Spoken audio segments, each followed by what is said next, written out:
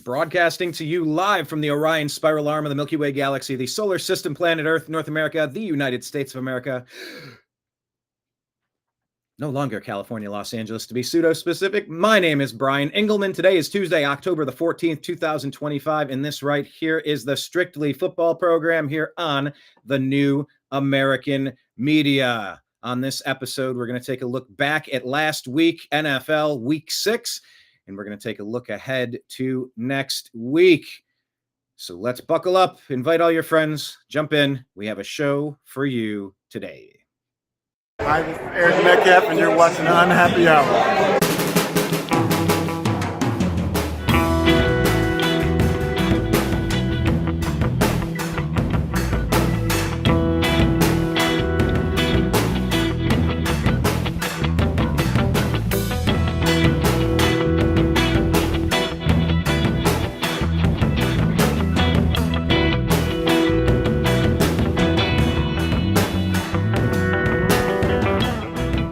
New American Media is proud to present a division of the Unhappy Hour sports show, Strictly Football.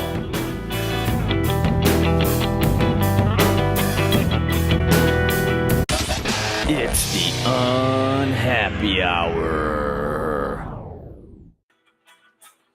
That is so fun, hearing that music. That's original Chris Engelman music there, just from the many jam sessions that we recorded over the years. Mikey and I were musicians, went from Ohio to California, and just kept recording music all over the place. And it's cool to hear, especially in the intro. Welcome, sir. How are you?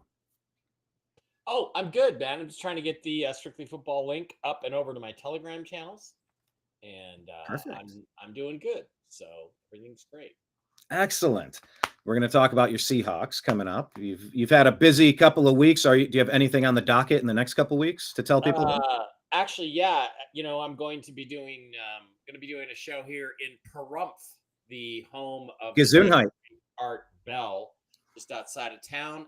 It's going to be a free event, October 25th on Saturday. Come on out, and we'll let you know where it is and the details coming up in the future. So that'll be fun. Nice. My last speaking gig of the week, of the year rather, and this is a pretty good sports weekend for me, Brian. It couldn't get better. Friday night in that absolute torture game, the Mariners pull out. Amazing Game 5 win against the Tigers. Good for you. The Huskies, my football team, the Huskies win on Saturday. The Kraken win. The Seahawks win on Sunday, which we're going to talk about, and then the Mariners win on Sunday and Monday in Toronto, absolutely poleaxing the Blue Jays. So, does it get better than this sports-wise? I don't know, but it's been pretty good the last Let me add one. Let me add one for you. Yeah, you're having a friggin' blast. Like in 2016, the Cavaliers won the championship in the Indians, or one inning away from winning the championship, and we ended up losing it to the Cubs in extra innings of Game 7 at home. There's kind of nothing like it. But here's how it gets a little bit better for you. Let's say the NBA announces that they're going to expand 2 more teams and they're going to bring back the Seattle Supersonics, because that's necessary. No, I don't care. NBA is dead to me. The game is a joke. I mean, these guys can't play. They can't shoot. They can't dribble. Nobody can shoot a mid-range jump shot anymore. Defense is illegal. I mean, okay. It was so bad that NBA teams were winning, where there were playoff games that were like 66 64. I mean, you couldn't even score 100 points anymore, so they had to change the rules to basically make it illegal to play defense. Give me a break. Jim Mitchell. I can't stand the NBA anymore. It's not. I don't even know what. But it would be cool for you. It would be cool for the city of Seattle, regardless. I guess I don't care about the city of Seattle. I only care about my teams that I'm attached to. I went. Do you know? So particular. Well, but it's like I don't like the city, but I like the teams. They're my teams. I can't pick other teams. Yeah, but Sean Kemp, Detlef Schrempf, like these guys. Gary Payton. Those were great teams, but that was when the NBA was a great game, and it was a physical game, and you could play defense, and it was a completely different.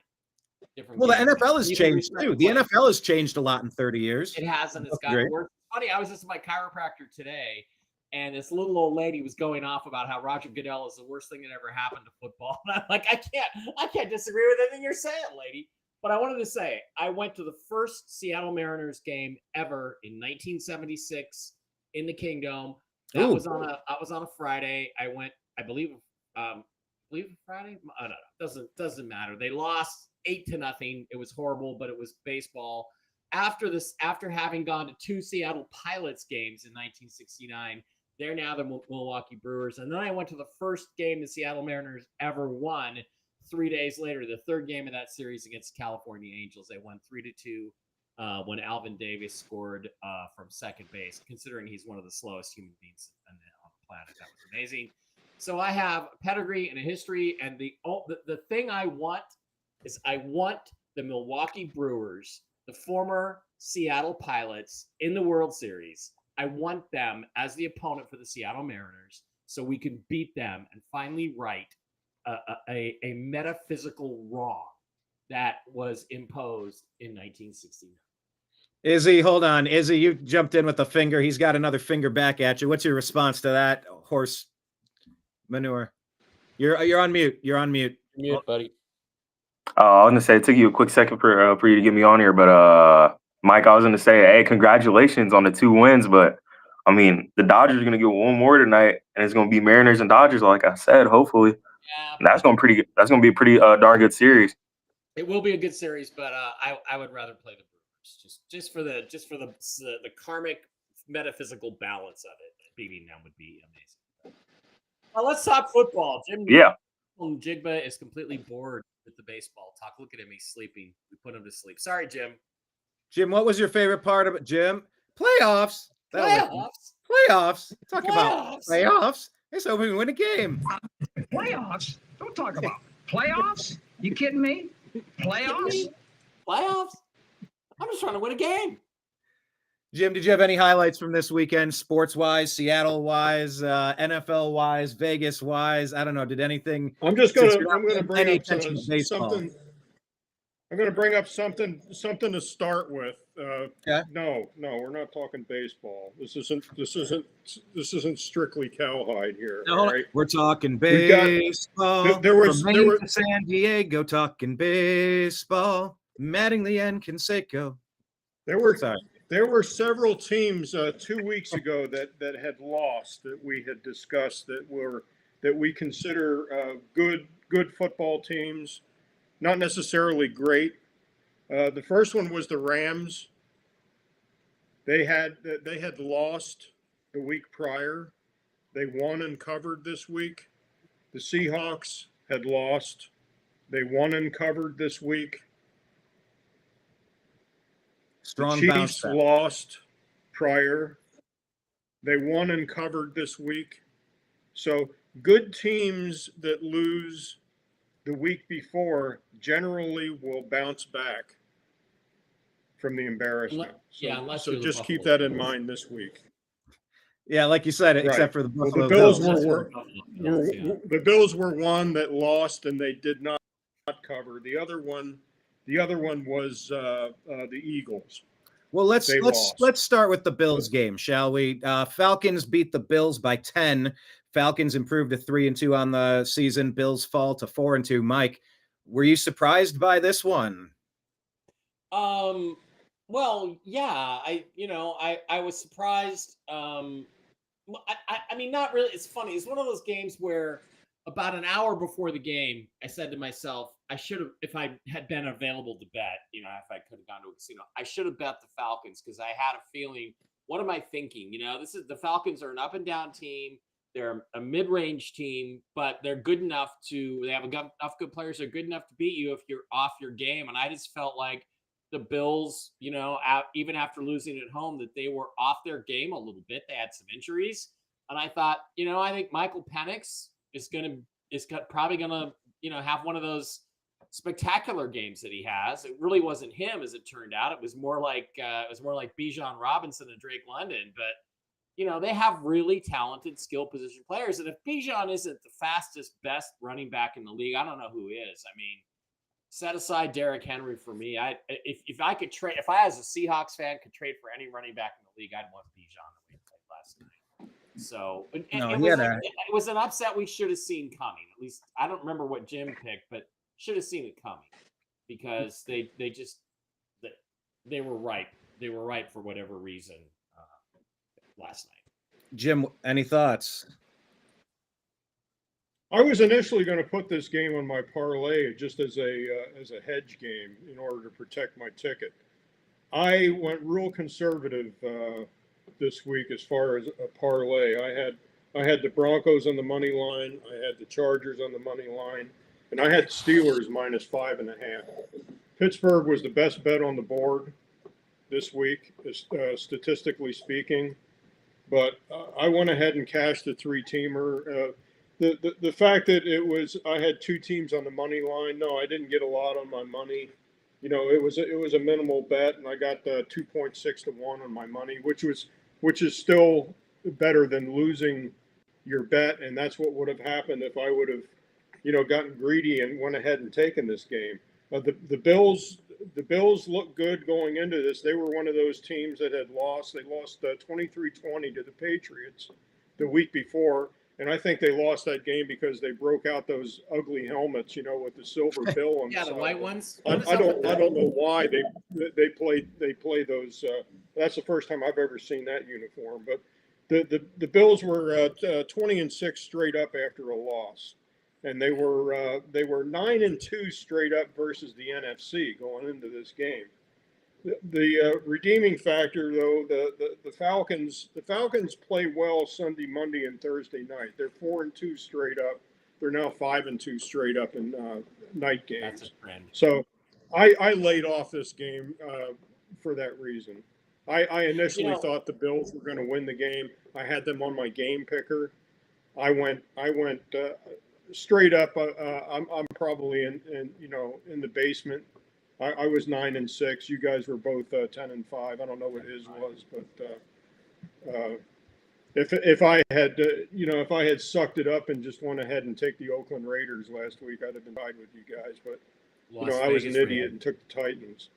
And they no longer have a head coach. Las Vegas Raiders. Yeah, and I hope that we can hire the Titans no longer Callahan have a back head coach. for the offensive line. He used to be the Browns' offensive line coach when we did the best. Our offensive line has been a train wreck since he left.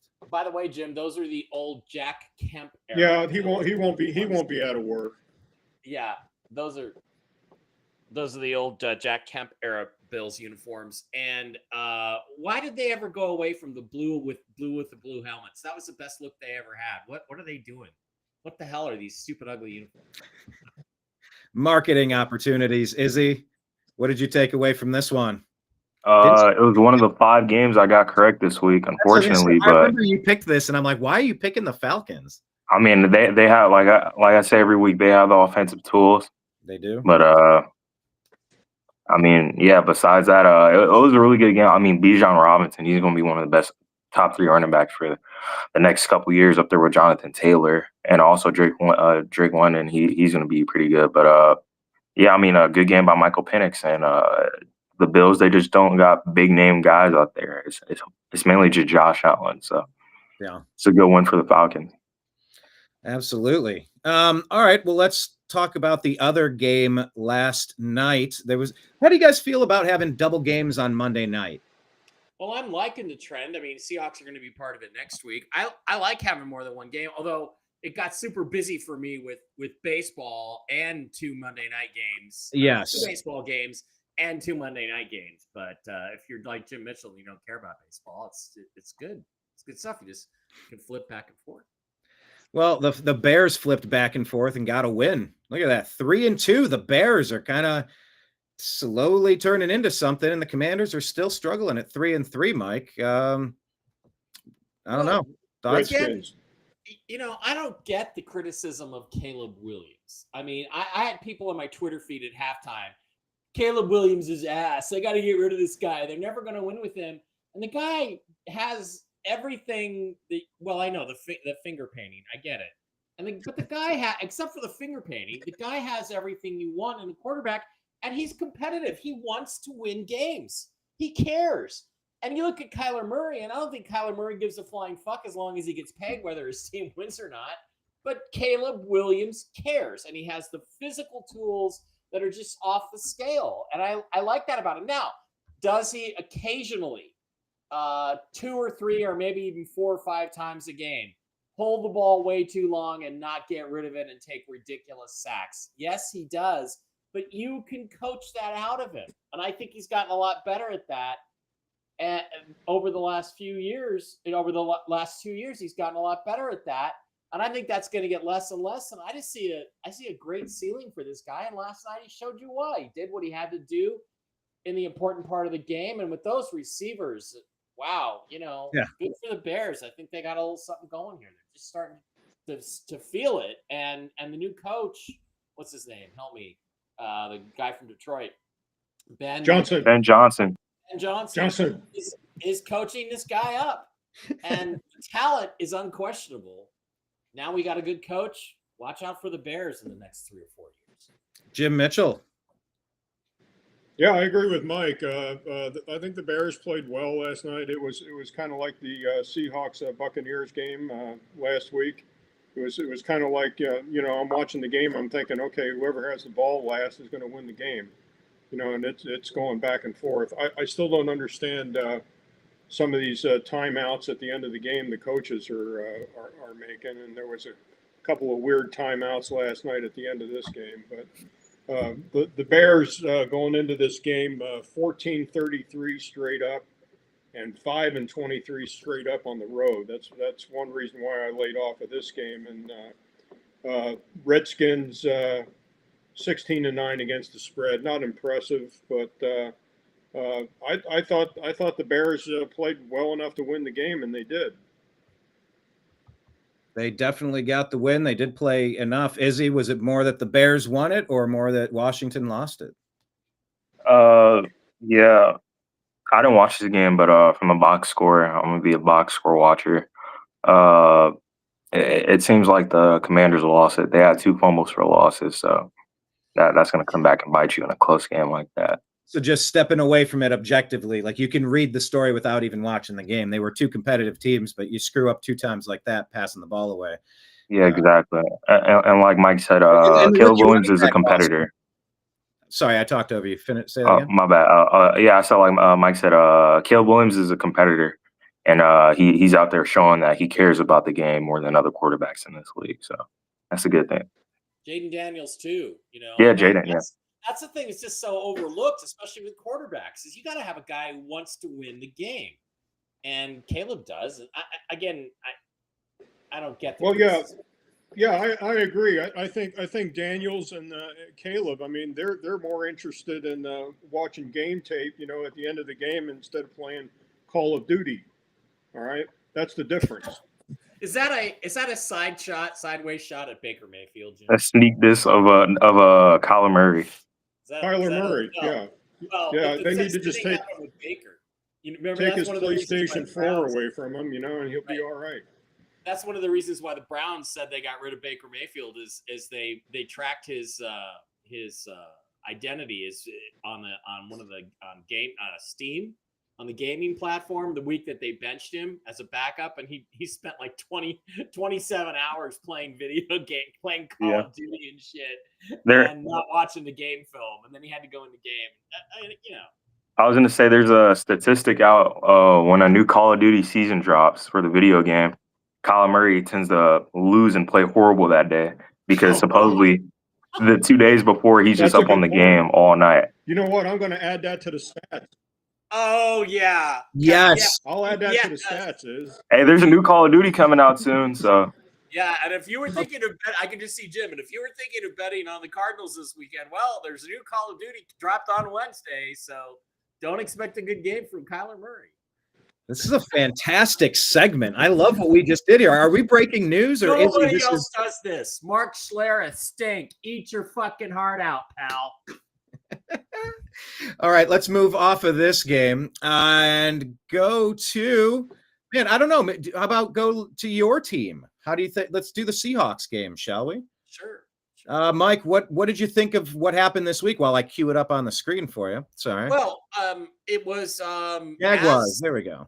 Yeah, as I kind of expected. I mean, I think we talked about this last Tuesday that a win on Monday, lose on Sunday. It's a trend in the NFL. It's definitely a statistical thing. Sam Darnold again had a great game. Threw the ball deep. Threw the ball all over the field to Jackson Smith-Njigba. Good for him. And again, the other thing that stood out, of course, was the front seven of the Seahawks. They created all kinds of pressure on Trevor Lawrence. I think he had a bunch of dropbacks, and they pressured him 18 or 19 times. They forced him into bad throws. They forced him into inaccurate throws. There was one play, and I hate to always go back and harp on Russell Wilson, but it was a pass up the left sideline. Guy was wide open. He put too much air under it, didn't time it right, didn't get it there. Should have been a completion. He overthrew the guy. And I'm like, a top tier quarterback cannot miss a receiver that open for 40 or 50 yards downfield. And Lawrence did. I felt like they kept him off balance. The Jaguars were listless. They got pushed around a little bit. They have a good defense. They were very good against the running game. My big criticism is, why do we keep giving the ball to Zach fucking Charbonnet? He had, I think, 17 carries. Walker only had 15 or less. Charbonnet averaged 2 yards a carry. Okay, he's only effective between the tackles in a power game. He shouldn't be out there.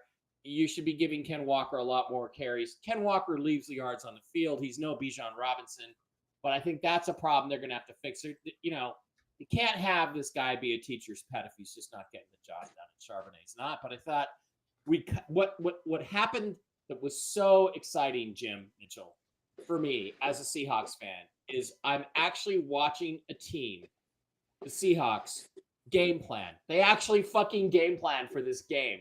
Unlike Pete Carroll, they actually game plan.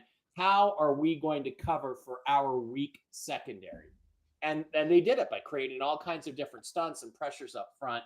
That's Mike McDonald. That's one thing he does that Pete never does. So those things all made me happy.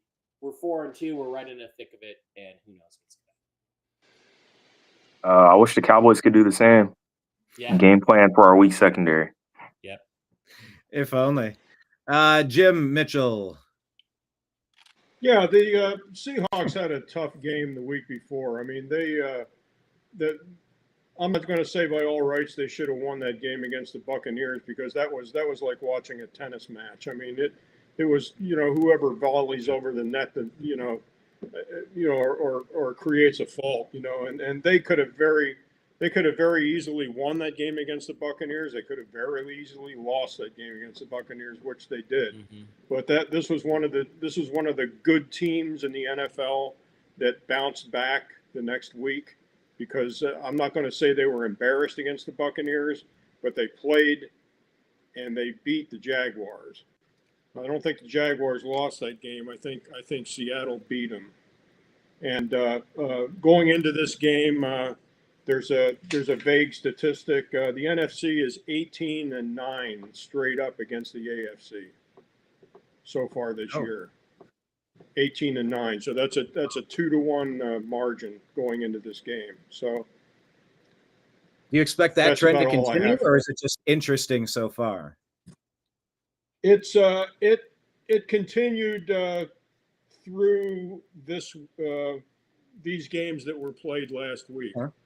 So that is holding up, and I'll have that later. Gotcha. All right. Yeah. And you start at this point of the year, you start developing trends. You start figuring out what you have in a team, and you start to see, you can just step away from it a little bit and see the division, and you can see the AFC Central for what it is. And you're like, oh, okay. Didn't quite know it was this bad, but you get a little feel for it. This game was good for me because my Browns own the Jaguars pick, and this drops them to 4-2. We want that pick to be as high as possible. Kind of surprised Jacksonville was sitting there at 4-1. Yeah, as a fantasy football owner of both Kenneth Walker and Zach Charbonnet, I need to get more out of your running game, please. Jackson Smith-Njigba, Cooper Kupp catching touchdowns for Seattle. Brian Thomas Jr. finally giving us something, 8 catches, 90 yards, and Tim Patrick with another reception on the day. Izzy, any final thoughts on this one? Yeah, it's a good game by Sam Darnold. The Seahawks seem to figure out a way on defense to shut down Travis Etienne and Brian Thomas Jr. to their extent. And Jackson Smith-Njigba is one of the best wide receivers in the league at the moment. Great to have him on your team. What a blessing. He's really blue. Is he year 2 or year 3 now? Year 3, and Year he's one of the 3. top 5. He's one of the top 5 receivers in the league. Oh, Yeah. yeah. Ohio State is cranking out wide He gets receivers. deep. He had a 61-yarder. Don't tell me he doesn't go deep. Oh, he's a slot guy. Oh, he's a pattern guy. No, he The- goes deep. His best Everything. his best attribute, Mike, is the fact that he can catch a pass at a full sprint. Mhm. You know, and he has that ability, and Darnold's got the arm to get it to him. Yeah. So Yeah. Darnold, there- he has a first-round arm. That's for sure. His accuracy could be a little better, but 80% of the time he's right there. I mean, so look, 6 games in, Mike. How are you feeling about the revamp? Well, you too, Jim, but getting the quarterback like you did. I mean, you're pretty happy, right? Like Yeah. you're totally done with Geno, but out of the other options that were available in your off season, you didn't really have a ton of options last year, right? I felt like Darnold I didn't think he would be as good as he was last year. He's showing that he is every bit as good as he was last year. I thought he's a bridge quarterback to the next guy. We'll take Jalen Milroe this year. Maybe we'll take somebody else next year. We'll find the guy. Sam Darnold is showing me that he is the guy. And we got him for 3 years cheap. We had him at least for another year cheap. So, I'm happy as a clam. He's really played well. Okay. Jim, where do you stand? I just like we said beginning of the year, I think they're gonna end up winning the division, especially with Fred Warner going down with that ankle. They don't expect Fred Warner back for a while. The Santa Clara. So I think the Seahawks just took another step forward.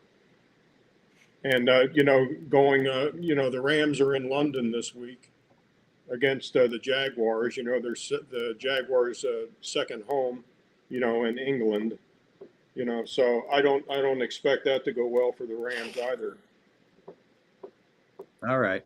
By the way, Mike, if you can tweet Strictly Football, the betting trends list, and then I did do that. Let me see. I will maybe to the unhappy hour. We have so many pseudonyms. I actually did tag Strictly Football in it, or I can share it myself. Take it. Okay, gotcha. Yeah, I might have missed it there. Okay, let's talk about this one. Kansas City Chiefs. I picked this opposite. They've stabilized, fellas. This team is stabilized. It looks like, Mike. Unfortunately, Lions. I thought that they were going to have a much better shot in this. What kept them from getting closer here? Lost by 13. The referees did. Didn't they set a record with no penalties the entire game? They played a perfect game. They didn't commit a single penalty, in spite of the fact there's people putting pictures and video clips of all kinds of holding, guys lined up offside. Not a single thing called by the refs against the Kansas City Chiefs. Here's the bottom line. The league was not going to allow the GOAT, the guy that they want people to consider the GOAT, Patrick Mahomes, to fall to 2-4 and be pretty much eliminated from the playoffs. They were not going to allow that to happen. The call overturning the Lions touchdown to Jared Goff is the most egregious game fixing I've seen since Super Bowl 40. And there's no way that you can justify that call. Now they said, oh, well, it was illegal motion. So here's what they did, Brian. Let's go back over what they did. The Lions run this trick play. They score a touchdown on 4th down. The referees then hold the game. They hold the game for 2, Jim, 3, 4 minutes while they discuss the play. They were not discussing the play. I don't care what the pool report says. We didn't talk to anybody in New York or at the commissioner's office. That is a fucking lie. They have a direct line right into their earpiece. What are you talking about? Of course they do. And what it was is they had to give New York enough time to find something wrong with the play that they could call a penalty on. It could not have been more obvious. It could not be more obvious game fixing. And then even then, holy shit, Brian, do you not want me to swear? Are you upset at me swearing, Brian? No. I'm just making faces. I have lots of thoughts. I'm letting you finish your rant. It's just I hate the Chiefs so much. They fucked over the Browns. Helmet to helmet hit. It turns into a fumble through the end zone instead of our 7 points. We end up losing to this team. Yeah. So let's go over what happened. What happened was they put the game on hold so that somebody in New York could find a reason or an excuse that they could then push out to their TV people to justify calling a penalty and keeping the Lions from scoring a touchdown. Now, does 4 points as opposed to 3 win the game for the Lions? No, but the whole momentum and you have what I know, games change on momentum plays. So who knows what happens in that game the rest of the way. I also sent you a link to, I think it was Kelsey. The ball bounces off the field, a total incompletion. The referees then later, they call that a completion. And in the Bills game, and if you ran the video, I would if I could, but YouTube would take it down if I did. In the Bills game, the ball never actually touches the ground. They call that an incompletion. Right. They call the Chiefs thing a completion, which is clearly an incomplete pass. That's just a couple of examples. But the bottom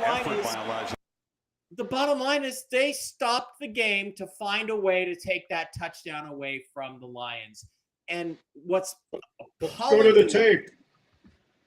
Yeah, exactly. What's appalling to me, guys, is that I don't know why it should be appalling, because it's this way in every other aspect of American society at this point, is the corruption is so deep and so complete in this country now that not one person in NFL media had the balls to point out what was really going on. Not one person. And it's just scary, the point to which they have got this whole thing so corrupted, because there was no way. And I guarantee you, if the Lions had made other plays, they would have found a way to get rid of those two. They would have found a way to make sure the Chiefs won that game. And I've never seen anything like it. And shame on you, Al Michael. Chris Collinsworth, he's got Mahomes' dick so far up his butt. He's not going to say anything. But shame on you, Al Michaels. Shame on you, Al Michaels, for not calling out what you and everybody else knows was really. So sorry. You went to me first. I filibustered. I apologize. No, let it rip. That's what we're here for. Like this is the same shit we'd be saying if we were sitting next to each other at the bar. That's exactly the whole point of this. It's like, I'm going to save it up. I'm going to think about it and let it unleash on the proper moment here. Jim, obviously, is a gambling guy giving us trends and strategies. How do you even work with this? What are you even supposed to say? Is gambling just a farce? Do you always only bet on red? Kind of like the opposite of the Wesley Snipes always bet on black quote. Like, what do you do here? Like, is it even fun to gamble? Are we stupid for even being involved in this? How much is it rigged? Like from that perspective, I am so sick of the GD Chiefs. I can't even put it into words. They kept Baker Mayfield and the Browns out of the AFC Championship game with some of the worst play calls, worst penalty calls or non-calls that I've ever seen. It felt completely rigged, and I'm very bitter about that, because I think we earned the right to at least go to the AFC Championship game, if not the Super Bowl, and I hate the freaking Chiefs. What say you? Statistically, as far as betting on this game, I took a look at it, and there were outstanding statistics on both sides of the ball on this game before it was even kicked off. What Mike said was very true about I watched that pass live to Kelsey, and the ball clearly hit the ground. I don't think he controlled it. And if you hit a stopwatch, Mahomes rushed everybody up to the line. He had everybody set up within 4 to 5 seconds, and they snapped the next down. And Campbell didn't have time to throw the challenge flag on this, and they should have, they should have overturned this. And Mike's right; they've got their ear to New York, and New York's watching this, and they know what's going on. Sorry. Mike, promote your show with Jen. When's your next show with Jen? Real News Live with Mike and Jen. Tomorrow is Tell the Truth Wednesday. We will be on at 1 p.m. Eastern, 10 Pacific time. Don't miss it. We're going to have all kinds of cool stuff going on in the geopolitical world, which is every bit as corrupt as the NFL world. And that's the thing, Jim. What you just pointed out is that there were a bunch of other calls, bunch of other things where they jobbed the Lions. They just weren't going to let the Lions win that game, I don't think. And it's like, again, sad thing is nobody in the media. They're not going to let the Chiefs go to 2-4. Yeah. Izzy, what was your takeaway from this game? Yeah, I didn't watch it, unfortunately, but I can kind of agree. Just looking from that play, Travis Kelce didn't catch that ball. I did have some parlays in on the game, and I could tell you that tiniest inch for Lions players. So, yeah, I don't know. It's just a bad beat by the Lions. Of course, yeah, they could have done more things to get back in the game, but I don't see in what world they're losing 30-17 with the team they have against the other team they got. So it just makes no sense in my mind. Yeah. Well, we're back at it again. We got Taylor Swift. We got Travis Kelce. We got the Chiefs. We got Patrick Mahomes being shoved down our throats. Well, you know what? Sorry. Yes, Just both of you. Mike a first and Jim. sidebar on this. Just a sidebar. The correct pronunciation is actually Kels. Okay, I'm not making this shit up. Kels. It's his last name is Kels. Jason and Travis's father was in the military, and Jason and Travis's father, his buddies in the military gave him the nickname Kelsey, and that kind of stuck. But his pronunciation, it's not Tyrod, it's Tyrod. It's Tyrod. Yes. Okay? It's not Kelsey, it's Kels. Great reference. That was a deep cut. If you go back a couple episodes, Baker Mayfield educated us that it's not Tyrod, it's Tyrod. But he'll never correct you that way. But that's how you're supposed to pronounce it. It's Tyrod. Mr. Taylor's mother didn't name him after a car part. It's Tyrod. Okay. That was point number one. Right. Well, the thing I was going to say is that when you watch the media the next day, Colin Cowherd, everybody, oh, the Chiefs are back. The Chiefs are back. The Chiefs are going to the playoffs. Just with absolute unanimity. It's like watching the fake news attack Donald Trump for something, whatever the issue is of the day, right? It's like it's all scripted. It's all fake. And that shows you that there is a media agenda on making sure the Chiefs just aren't going to have an off season. They're just not. Because everybody was on the Chiefs bandwagon again, and God help those poor teams that are going to be playing the Chiefs and beating the piss out of them. Because the refs are going to find a way to take those games away from you guys. Right, Mike. That's absolutely correct. I mean, just to dovetail off of Cowherd. I mean, Mark Sanchez is one of Cowherd's probably tightest friends on the show. He does a probably a 20-minute spot every Thursday on Cowherd. And did you hear Sanchez coming out of Cowherd's mouth once? No.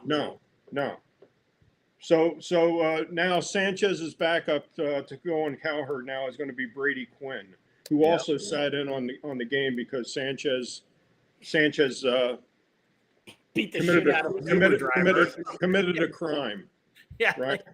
It's like I told you probably a year ago, Mike. Severity of injury does not make a suspect or a victim. Yeah. Okay. Yeah. Yep. All right. That's a fair point. Well, one last thing I'd like to add is I'd like to remind everybody that in 2006, when the Seattle Seahawks had the 4th overall pick in the draft, and I desperately wanted Mark Sanchez to come in and be the future replacement for Matt Hasselbeck. And they took a guy you've never heard of, Aaron Curry, one of the worst linebackers in NFL history instead. I had it all primed up on Seahawks.com, jersey number 6, and the name on the back was Dirty, Dirity. And I was going to buy that jersey. It should have happened. It's one of those things that karmically will never balance. The Dirty Sanchez. The Dirty Sanchez. I actually do have okay, I'll wait. I'll show that in a second. I might have a prop available here. All right, let's wind up this one. Look, my Cleveland Browns are trash this year, but most of the real fans, we're pulling for Baker Mayfield like you wouldn't believe. Tampa Bay pulls this one out 30-19, and Baker Mayfield had a couple of plays that just he evaded a sack and spun around everybody else, got the improbable first down. He seems to be running away, or at least leading the pack early in the season for MVP voting. Very exciting. 49ers are banged up, but this was a cool game, and Baker's down so many playmakers at wide receiver, so many offensive linemen. And it's almost like you're watching him literally put the team on his back and carry them around. I don't know. It's something to watch, Mike. What do you think? I know you've been a Baker fan as well, but this was a very important matchup to determine who the Niners and the Buccaneers are going to be this season. Yeah, and thank you for beating the 49ers and helping the Seahawks get into Exactly. a first place. I mean, 49ers have the tiebreaker for now, but the injury to Fred Warner is going to make it exceedingly difficult for 49ers to stay competitive the rest of the season. Baker Mayfield's fantastic. Now, look, I love Baker Mayfield. I wanted him. I've gone on record.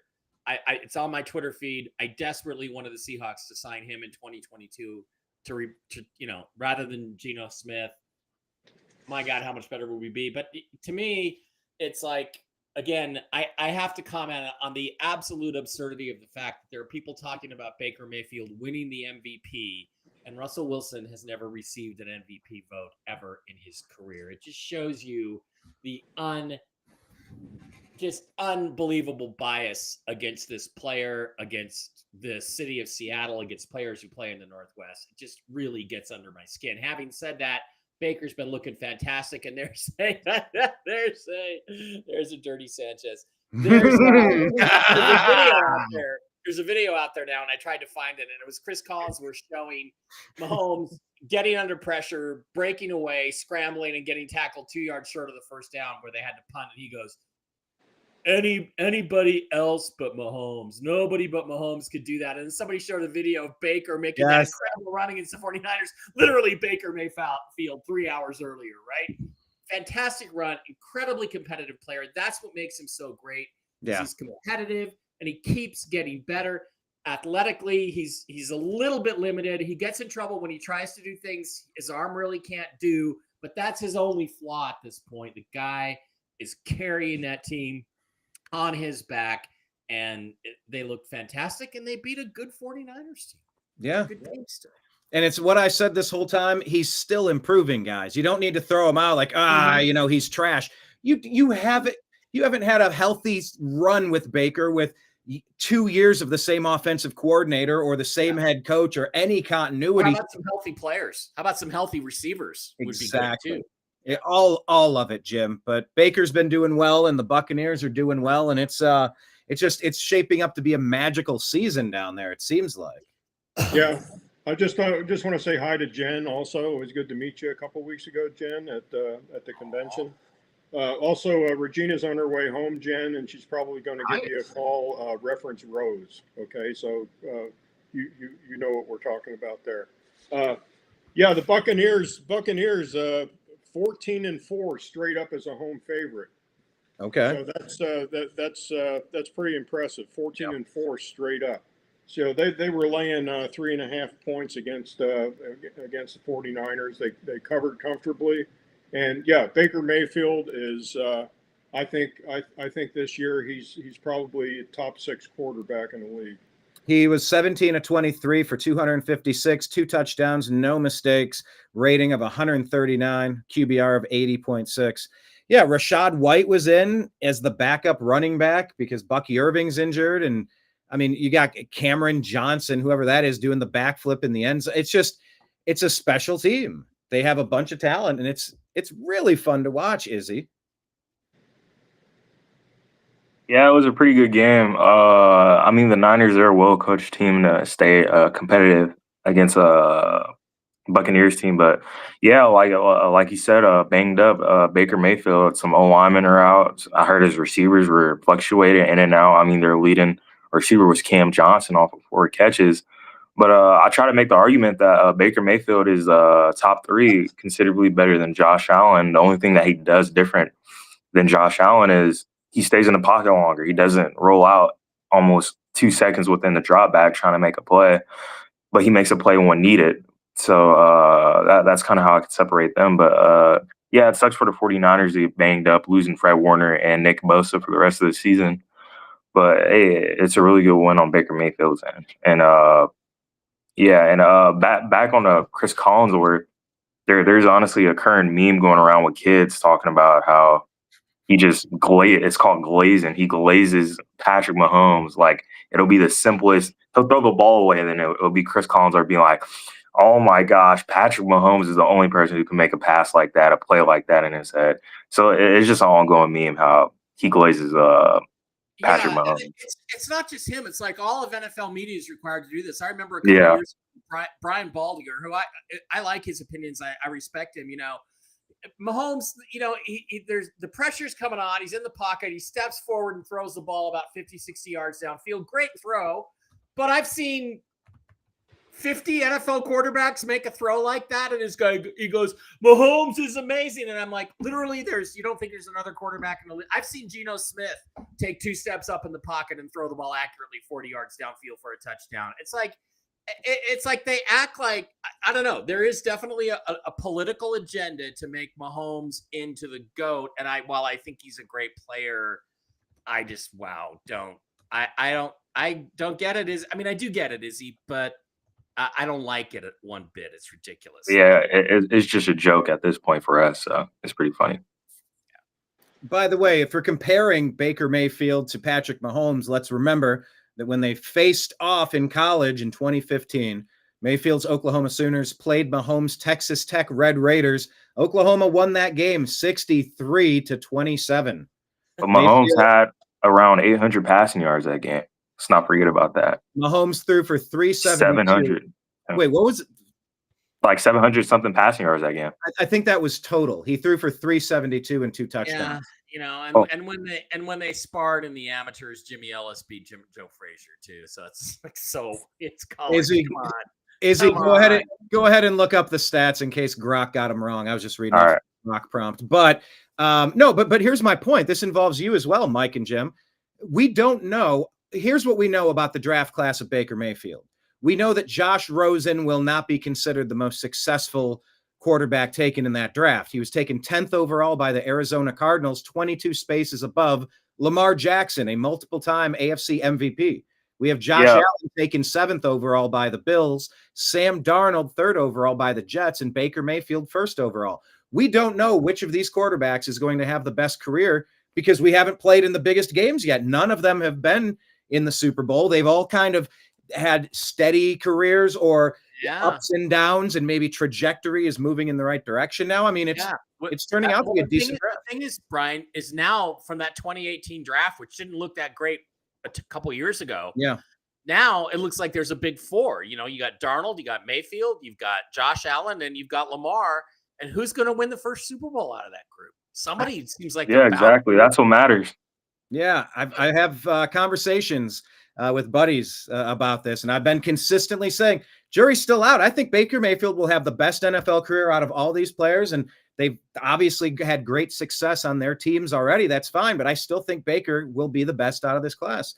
Brian, we'll see. Yes, what are the real to annotate on that Oklahoma game, Patrick Mahomes holds the record for tied for the most passing yards in a single football game, with 734 yards achieved on October 22nd, 2016 against Oklahoma. He completed 52 of 88 passes and threw for 5 touchdowns.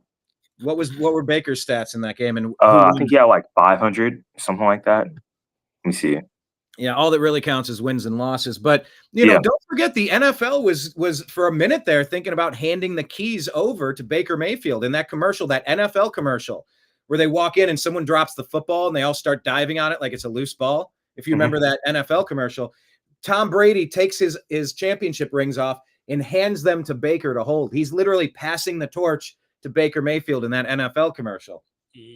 So we'll see. We'll see who gets the last laugh at the end of it all.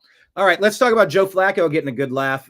He got the chance to leave Cleveland, and he just jumped in and led a comeback. It was a little too late, but the Bengals dropped this one to the Green Bay Packers, 27-18.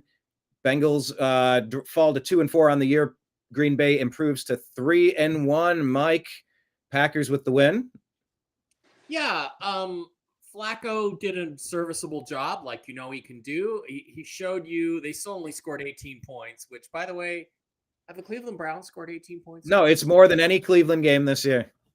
There's this meme I pass it around to Brian, and it's like, so good. We scored more than 18 points this year. It's like every NFL team.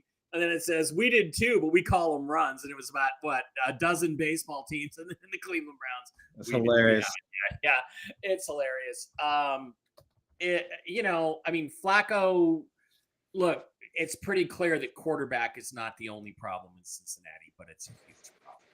And he's 50% Joe Burrow, whereas Jake Browning was 25% Joe Burrow. So, but there's Cleveland's got bigger problems. Yeah, there's the meme right there. Have you scored 18 points in a game this season? Yes, of course. Yes, but we call them runs. No. 15 baseball teams have scored 18 points in a game. 18 runs. Wow. That's hilarious. It's brutal. It's where we happen to find ourselves, I guess. All right. Any other thoughts on this game, Jim? Yeah, I think the number was probably artificially inflated on this game. I mean, it opened at 14.5. It pretty much stayed there all week. 14.5 points is just ridiculous. And by the way, for the week, 8 out of 15 dogs actually covered the spread. So if you were betting dog games, you had a good chance to cash betting a dog. The Packers were 9-5-1 straight up when favored by 4 or more points. Double-digit favorites, which doesn't come up very often. Double-digit favorites were only 11-10 against the spread, but they're 19-2 straight up. So what's that telling you is that you're probably going to get more bang for your buck if you just take the team on the money line and parlay it with another team like I think Steelers, the Steelers minus 5.5. Out of all the trends that we've talked about, that one right there might be one of the most interesting things I've heard. Now, does that only apply to this? Does that apply to all teams or just a couple of teams, or when they're favored by double digits or more? Say that one more time, because I feel like you found something there. That applies. Hard to ignore, because if you're going to get to double-digit 14-point underdogs, they're clearly sending a signal of something. Maybe you're not going to cover it, but you're going to get that win. Just bet the money line because it's so easy. Right. But then again, you're going to end up paying the juice, because you're not going to get say like on a 3-team parlay, you'd normally get 6-1 for your money. But are you actually going to want to take the Packers and lay 14.5? Double-digit favorites are not a good way of betting a parlay. But you diminish your odds, but still you're cashing a ticket. So in other words, instead of getting 6-1 on your money, if you've got the Packers on the money line along with the Steelers and, say for argument's sake, the Broncos on the money line, you're not getting 6-1, but you're getting 2.6-1 for your money. Okay. So you're still cashing a ticket and you're not losing the bet. All right, fair enough. But to get back to answer your question, they're going back. There's 21 games where there were double-digit favorites. We're going back 21 games where a team was favored by double digits. Against the spread, 11-10. That's 50-50. Right. Straight up, 19-2. Yeah, that's such a vast difference there. Correct. It's a powerhouse of a stat. Some of the stats are kind of like, I don't know. Anything. You could flip a quarter and it could come up tails 7 times in a row, I guess. It's a stat, but I don't know. But that one seems like it's got some legs, to me at least personally. I feel like that one resonated differently for me for some reason. I want to explore it sometime in the future. Izzy, what did you make of this one? The Packers get the win, drop again. I thought they could squeak it out. I chose the Bengals one in this week, hoping for an upset. I mean, they were close, but yeah, I mean, it shows. I mean, Green Bay. I mean, they're only getting 27 points against the Bengals defense and against a new implemented quarterback in the system. Not taking away any credit that Joe Flacco is a veteran and that he could probably catch up to speed fast, but. I mean, hey, it's the Bengals. They should be scoring 18 points, nor should you only be scoring 27 points against their defense. So just some shaky back-to-back weeks for the Green Bay Packers here. But either way, it's a good one for them. All right, let's go to this one. Tennessee Titans, Mike, and your Las Vegas Raiders. Vegas doubles them up 20-10, and the coach is fired in Tennessee. Can we move the chat off to the side? So move it so that The only thing that I was trying to do was when I was in this screen, it was boxing Jim's face out because of strictly football in the corner. But yes, we can try it this way. Sure. The only person that is not okay with that is Richie. Yes. All right. Terrible game. Two terrible teams. Head coach Callahan got fired. And to me, I mean, Gino looked like Gino. He had a couple of bad throws. He had a couple of good throws. The running game, they finally got going. Not much of a win. Not too impressive. Not really anything to brag about. But for the sake of Cam Ward's development, it's better for them to move on. And the other thing too is I guarantee you this, the Titans did this week because, well, first of all, he deserved it. So does the Jets coach, Aaron Glenn. So does Mike Daniel. But the reason they did this is because next week, guess who's coming to town? Mike Vrabel, the guy they never should have fired in the first place, is coming to town with his new team, 4-2 Patriots with Drake May, who's lighting it up. And they're going to destroy the Titans. And then if they had done it then, it would have looked like Mike Vrabel was the reason. The guy they fired was the reason they had to fire their coach. So I think they had to fire him this week to get him out of there. It's crazy how these little agendas happen. But, wow, that's all I got to say. That's an interesting theory on that. I didn't even kind of think of it that way. I know that people in Tennessee are talking about it. Okay. They didn't want to have their hand forced by the Hey, listen, Mike Vrabel was on the Cleveland Browns sidelines, and we're going, can you please replace Kevin Stefanski? We were saying that last year. Well, he's a no-nonsense New England kind of coach, and he's doing a great job getting New England back on track. So, and he's also a Buckeye. He's an Ohio he's like he should have been the new coach in Cleveland, honestly. But we passed on that, Jim. What about this one? Vegas Titans. Corner TV game all the way. It's we're being in Vegas. Mike and I are force fed the Raiders, on network TV every week. And it used to be, if you remember back in the 80s and 90s, they used to block out these football games if you were local. Like Brian, if you were living in Cleveland, I don't know if you remember, but if you had a home Cleveland game, you probably couldn't watch it on TV, but now they just jam it down your throat and make you watch it. But, fortunately, you got the remote control in your hand, and you can go to Fox or, CBS, I literally had that game on my corner TV, Jim, on my second TV in the corner. I literally had the Raiders game in the afternoon. Well, we did. I don't think either one of us had this on our parlay ticket. So it was, seeing eye dogs for everybody. But going into this game, the Titans, just terrible. They're now 4-19 against the spread. If you want to go back to last year, so what Mike says about Vrabel coming in. I mean, the Patriots are, you're going to have an interim coach. Because nepotism prevails, with the Tennessee Titans, just like any other NFL team, If that is you look at somebody that knows. Sorry, to me, that I was going to say that's got to be the easiest game to bet this week. The Patriots over the Titans. It's easy money. Just go get it.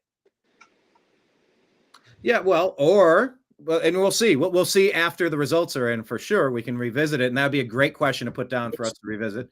Yeah, Brian, it's a bit. Sometimes a team needs a jolt, a kick, a fresh perspective, and sometimes players can really rally around a change. So, I mean, I don't know, but it'd be Yeah, interesting. but it's a big number to bet. I mean, it's 7 points. You know, Gotcha. and the Patriots haven't laid 7 points all year. You know, the best of my recollection. So, but it's an up and coming team, which are the Patriots, against a bad football team. Correct. That is the truth. Izzy, you see Cam Ward still is the future. You like him as a player, but Titans didn't get him because they were good last year. They were the worst team, and they are fighting the Browns to be the worst team this year. What do you think of all this? Horrible. I don't like it at all. Two horrible teams that are horrible against each other. I mean, it shows about the coaching and the players that they have that both you guys are bad and you guys are still playing bad. So it's just mediocrity at its finest, just worse. I mean, I didn't watch it. I didn't care to watch it. But, I mean, 10 points, 20 points is respectable for the Titans head coach to get fired. They can see what they could do without him, but I completely agree. Mike Vrabel should have never been fired. He was a great coach. I mean, he led a team with Ryan Tannehill at quarterback to the AFC Championship at one point. So Geno Smith still isn't the answer. And Cam Ward, I mean, he's throwing a 10-day contractor. So, I mean, it's not much you could get out of a game like this. So it's whatever, in my opinion. I'll say it's whatever. All right. It's whatever. Let's go over to the Rams. Now, I'll tell you what, it's whatever for the Baltimore Ravens this year, Mike. They are 1-5. Lamar's been out. They look old. They look bad. They don't look like – I'm loving it. They stole my team. I hate the dirty Ratbirds. Finally, they're sucking. What do you make of this? Well, they're terrible. And the Rams showed how terrible they were by just dominating them, really. And without Lamar, they're even more terrible. It's pretty clear now that Lamar is the only thing keeping their heads above water, really, the last couple of years. They had great records, but they didn't really win any big games last year. And Lamar can't do it all by himself. So I think the foundation is rotted in Baltimore, and they need a revamp because the basic foundation is just not there. And that's what we're seeing, without Lamar. That's what we're seeing. Meanwhile, Matthew Stafford is an MVP candidate, and he's in your division. You're watching him closely. I hate him, but he's good. He throws the ball so much better than I thought he did when I watched him in Detroit. I have to say, some of the throws he makes are terrific. So, not much to say about this game. Rams were the better team. Rams dominated. Should have been a bigger score than that. That's all I can say about it. Jim Mitchell. I don't have much on this game other than the fact that, the NFC is 18-9 straight up against the AFC. I didn't expect the Ravens to win this game, but I don't like 7 points. Yeah. In pretty much any football game. I mean, it's still an NFL team, even though they are without Lamar, and they are a completely different team without Lamar. Yeah, and Derrick Henry appears to be showing some signs now. And part of that is because of the offensive line and the fact that there's no passing game, so they're crowding the box. Like it's a team sport. It's so tough to just kind of pin anything on any one particular. It's all connected. They're all Lego pieces. If they're not sturdy, it's causing all sorts of problems everywhere. Just to go what you said about Derrick Henry, he also seems to have a difficult time hanging onto the ball lately. He's coughed it up quite a bit in the last couple of games. But no, I don't have a lot. I didn't play this game, and there's a saying Mike and I have. You look at a game and you look at a game like this, and you look at it and you say you don't need the game. You don't need the game in your ticket. There's other games to look at. Izzy, Puka Nacua went out of this one, right? He only had 2 receptions on the day. The leader was Tyler Higbee. Your city, your team, your Rams. Yeah. Unfortunately, Puka got hurt. But yeah, it shows that they need Lamar to win, the Baltimore Ravens. I mean, and with Puka Nacua out, I mean, the Los Angeles Rams only scored 17 points against arguably the worst defense in the league. So it shows a lot how much Puka brings to that squad as well. But it's a good win. But where do the Ravens go from here? They fly across the country to score 3 points, and it's like, yeah, I understand you're out of your first quarterback, but your NFL team, you shouldn't be doing that. You have an hour of play to go put up more points, and they only put up 3. So hopefully, at this point, I say scratch the season, try to get a top 10 pick, and revamp somewhere on defense, O-line, receiver, somewhere. But hey, it's not going to be this year for them, unfortunately. Well, the interesting thing, if you're not a member of the Cleveland sports media, you might not be hip to this story, although Shedeur Sanders transcends normal media. There's a report out there that Shedeur Sanders explained to the Ravens, I don't want to go to your team and sit behind someone like Lamar for the next 10 years. I want to go somewhere that I could play. And maybe it was that interaction that kept the Ravens from drafting him and preparing him, and he could have been a starter for most of this season already. So it's interesting that if that story is true, and I think it is, it's interesting the way that our energy can direct us throughout our career. It happened with Baker Mayfield, strong energy. Shedeur Sanders could have been the starter for a lot of this season for the Baltimore Ravens, but it did not happen. Izzy, let's start with you on this one. The guys are really excited to kind of go over this game with you. The Carolina Panthers defeat the Dallas Cowboys. You were talking about when is it time for a team to blow it up and do something different and start getting draft picks. How are your Cowboys doing? Tell us what you learned in this game.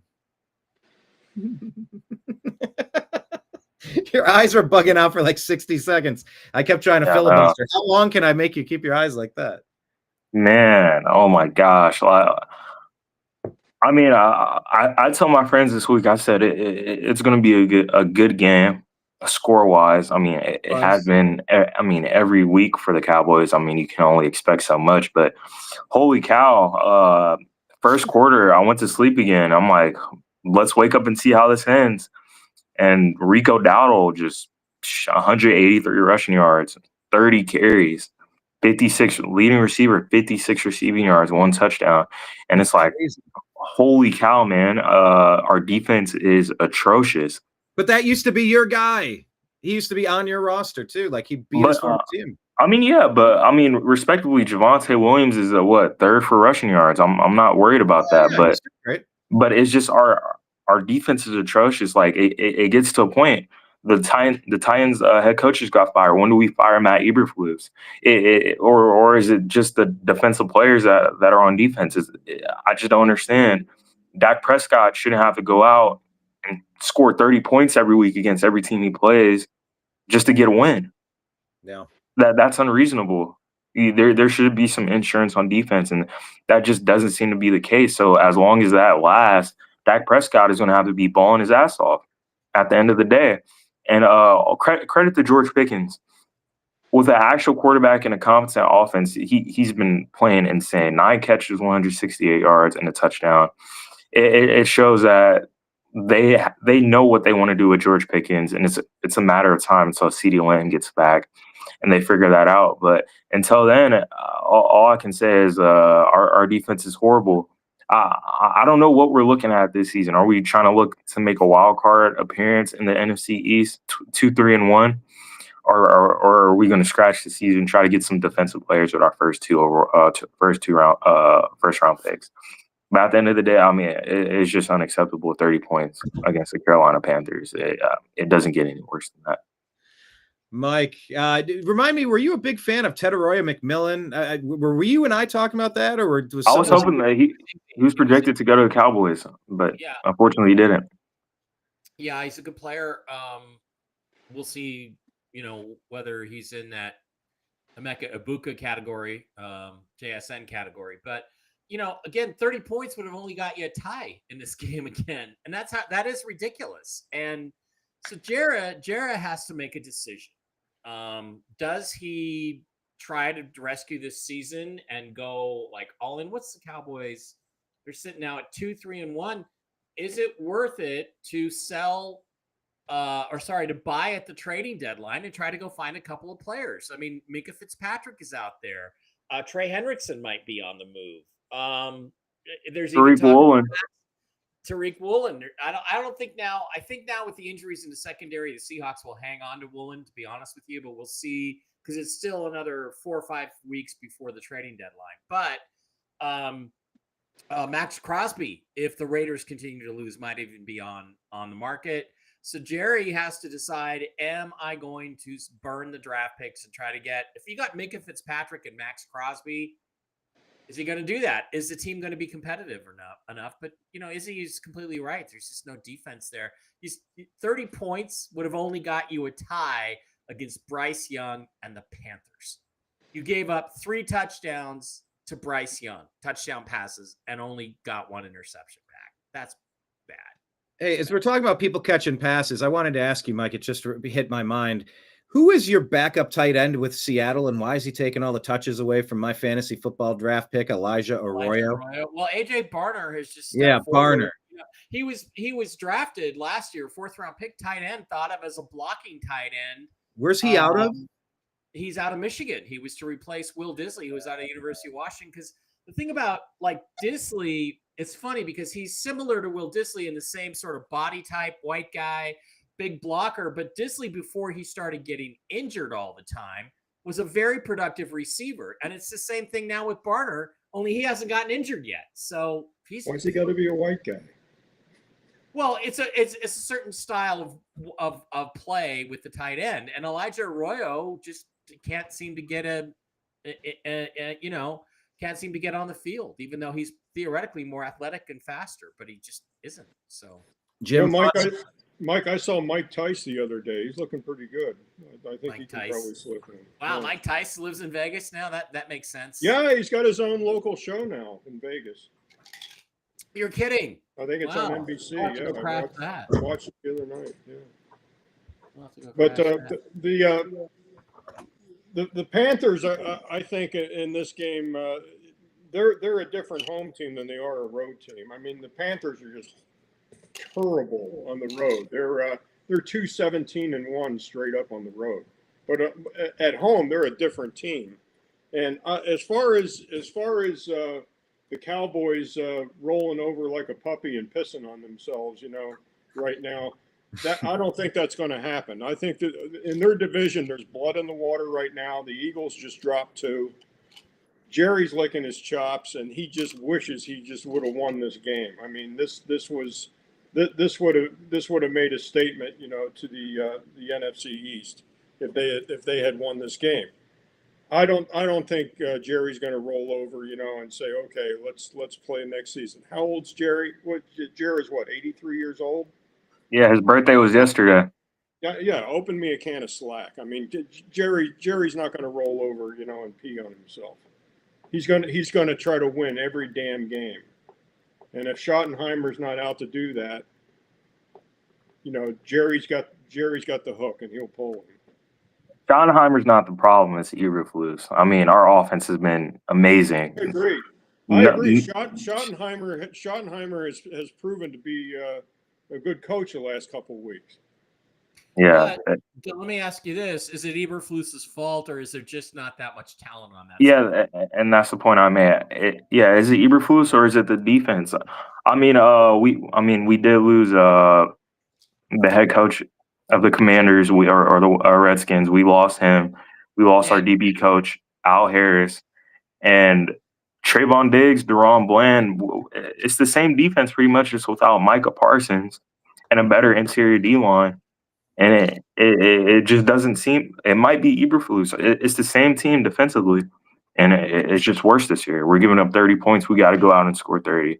I mean, past 3 weeks, Dak Prescott – Finish about Prescott. Past 3 weeks, Dak Prescott, 4 weeks, he's 11 touchdowns and 0 interceptions, 70% completion percentage. Those are like he's balling out. Numbers. Yeah, he's balling out. He's top 5 for MVP at the moment, and the record is just unfortunate. Past 3 weeks with those stats, he's 1-1-1. Doesn't get any better than that. So. But when you're saying it's the same team, you just take Micah Parsons. You said Minkah Fitzpatrick. Now I've got the names confused. You take Parsons away. Yes. you can't say like, oh, the Browns defense is the same. They just got rid of Myles Garrett. You're like, no, like that, that is the engine of the defense. It matters. You're also right about Al Harris. Al Harris was an outstanding player in the league. He was awesome, very talented player, awesome coach, and smart guy, and he's translated that into coaching. And I mean, look at the past couple of years when Deron Bland and Trayvon were healthy. They led the league in interceptions. Yeah. Trayvon went out, Deron stepped up, and we can't lose people like that. So, Jim, you never arrested Al Harris, did you? I know you've arrested some famous NFL quarterbacks. No, I had that one case where Denver Bronco had lost his Super Bowl ring. Yes, to a lady friend that he met I told you that story at Caesar's Palace, and then it involved the lady of the evening, and of course that particular player didn't want to. And I'm not going to mention the guy's name. He was a hell of a nice guy, but he got taken. He lost his Super Bowl ring that evening. We ended up getting it back for him, but. Does the pawn shop have to pony that back up, or it's just how do you sort that out? Oh no, you don't want to know the story. You don't. Okay, never mind. We don't want to know the story. Let's move on. It didn't. Yes. All right, we will move on. You said something earlier. Thank you, Mike. See, that's what a good friend does, Izzy. You want a friend like Mike to shut the other guy the F up and move it on. So let's move it on. Jim, you said something earlier about they're sharks who can smell blood in the water in the division. Look. Yeah.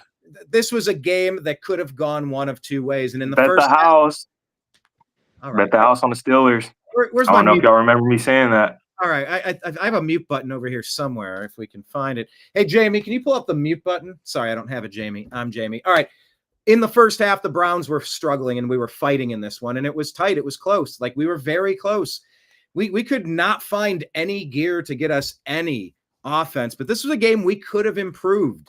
We could have taken our record instead of 1-5. We could have been 2-4 with a Bengals win-loss that could have been flipping that. We could have brought the Steelers to 3-2. That we could have been right in the thick of things with the Bengals completely mangled and the Ravens an absolute dumpster fire. This division is wide open, and we can't even get out of the starting blocks. So yeah, this was blood in the water. The Browns haven't won a regular season game in Schittsburg for, I don't know, since Tim Couch in 1999 or something stupid like that, 24 years. Although Baker did retire Little Ben in Heinz Field in the playoffs. We forget about that. Mike, what do you take away from this game? It's maybe a corner TV game, but it's a rivalry game, and it actually had implications. Your team's offense is really bad. It's bad. And Dylan Gabriel did not elevate them. 9 points. Was there even a touchdown there, or was it no? It was 3 field goals. He didn't elevate them. And I think, some people were making judgments already about Dylan Gabriel. It's too early for that. I'm always going to defend a quarterback, but there is some possible. You could look at this and say he's going to be a good quarterback in this league, a Tyrod Taylor type, but maybe he's never going to be a great leader, great player.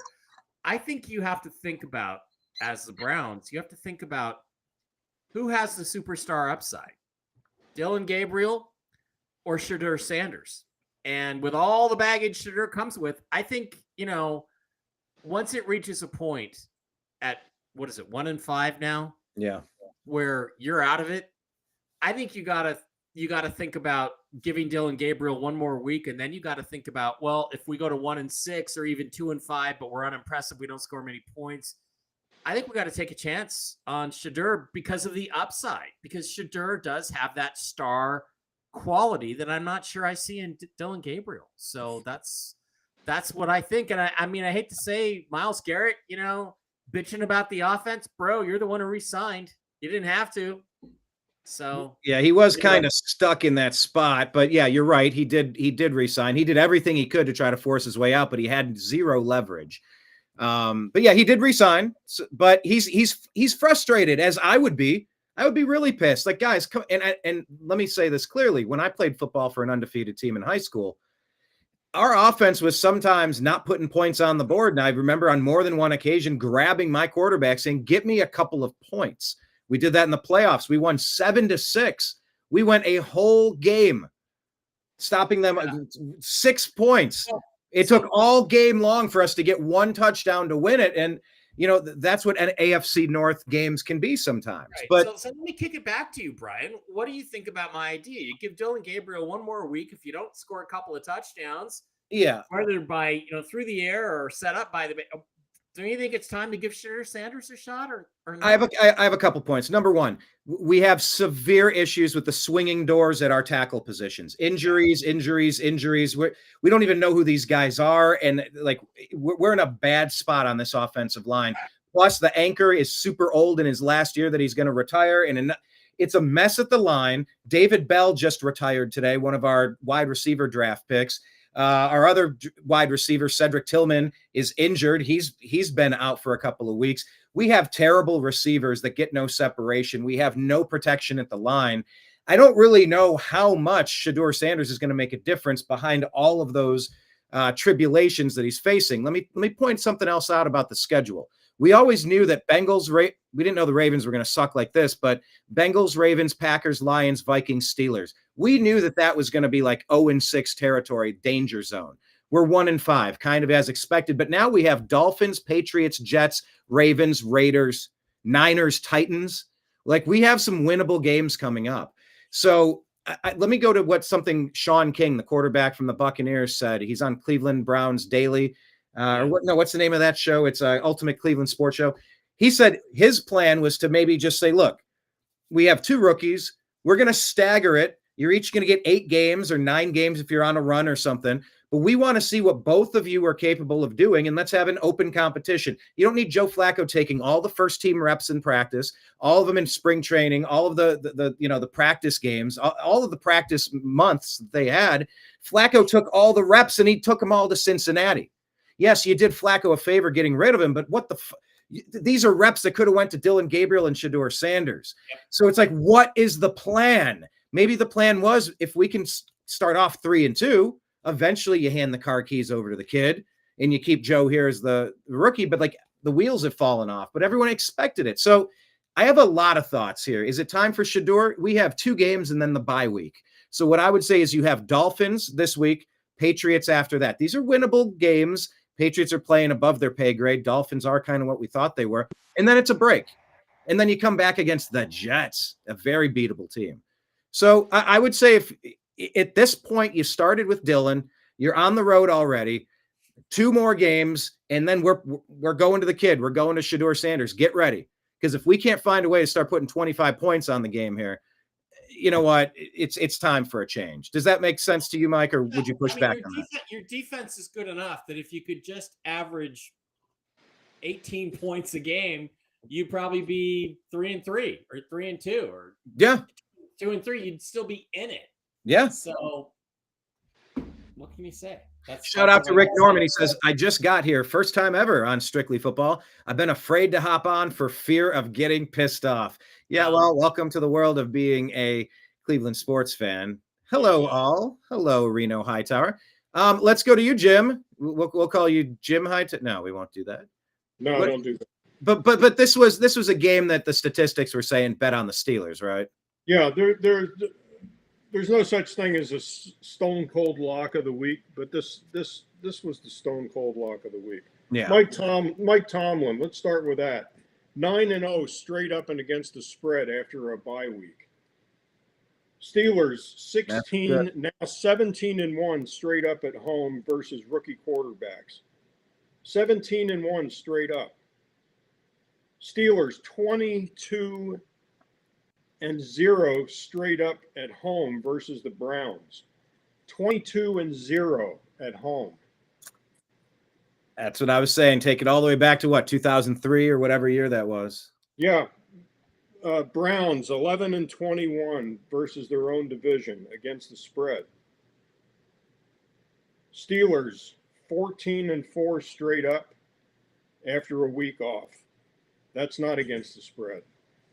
But Tomlin still 9-0 against the spread after a week off.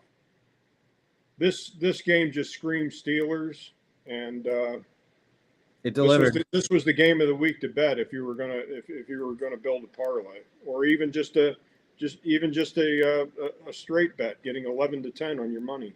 Yeah. Rick Norman here says if the Browns receivers could catch the ball, they'd be dangerous. I mean, Izzy, Dylan Gabriel didn't show you much. He had no touchdowns and he could have had some interceptions, but he threw it and it went off the helmet of Isaiah Bond at the goal line. That could have been a touchdown. It hit him in the helmet. You can't do any better than what Dylan Gabriel did, and the receivers are giving us nothing. Thank you, Rick Norman, for reminding me of that. Yeah, I've been itching to speak about this game. Like I said, put the house on the Steelers. I mean, Jim told you all the bets. I heard it.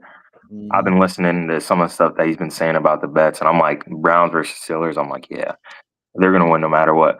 But yeah, I kind of do agree. You really can't pin the blame on Dylan Gabriel a lot, but he threw 52 pass. He had 52 pass attempts. Thank you.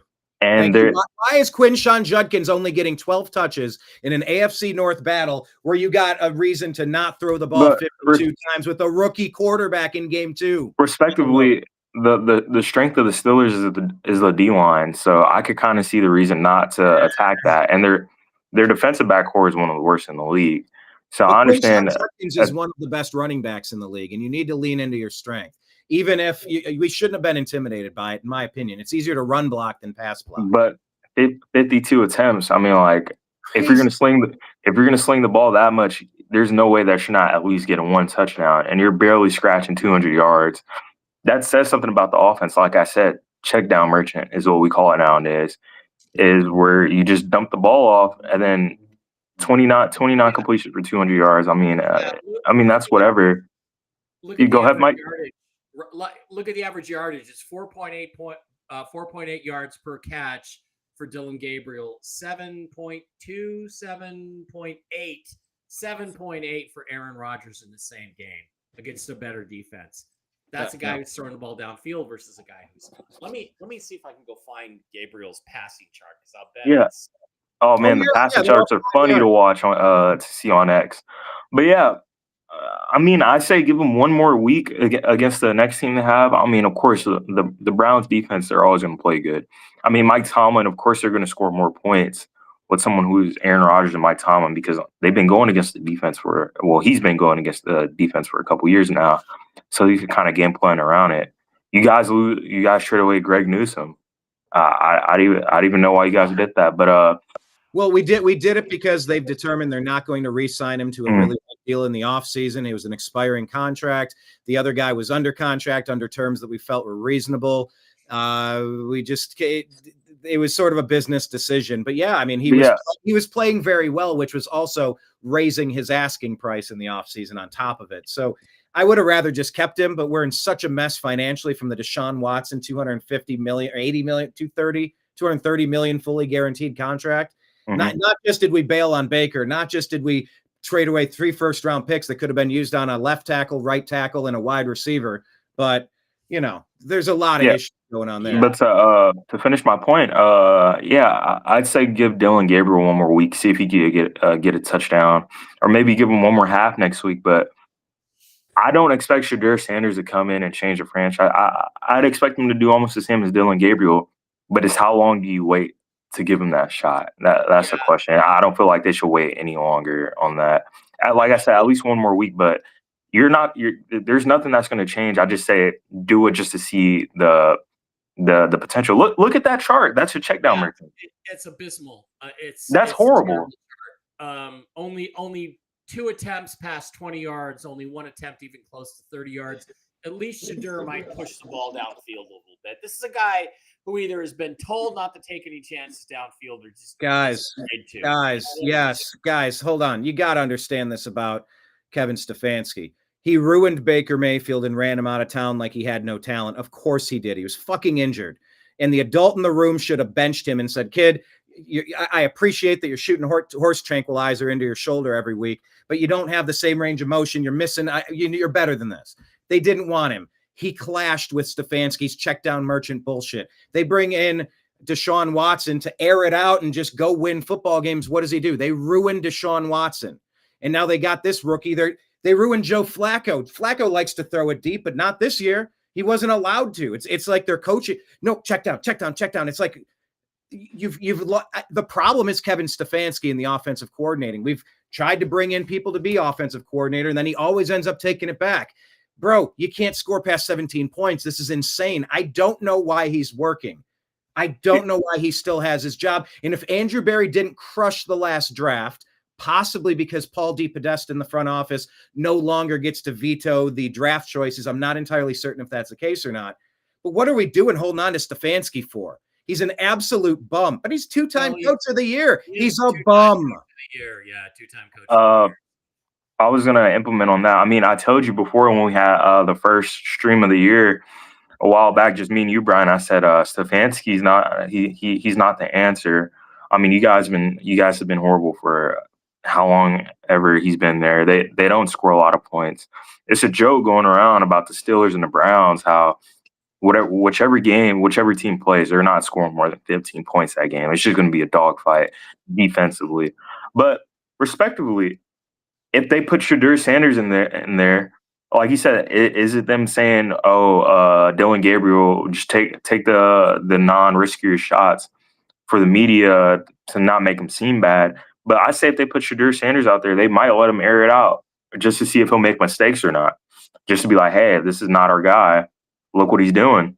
Yeah. But at the end of the day, it's just a coaching problem. It's a head coaching problem.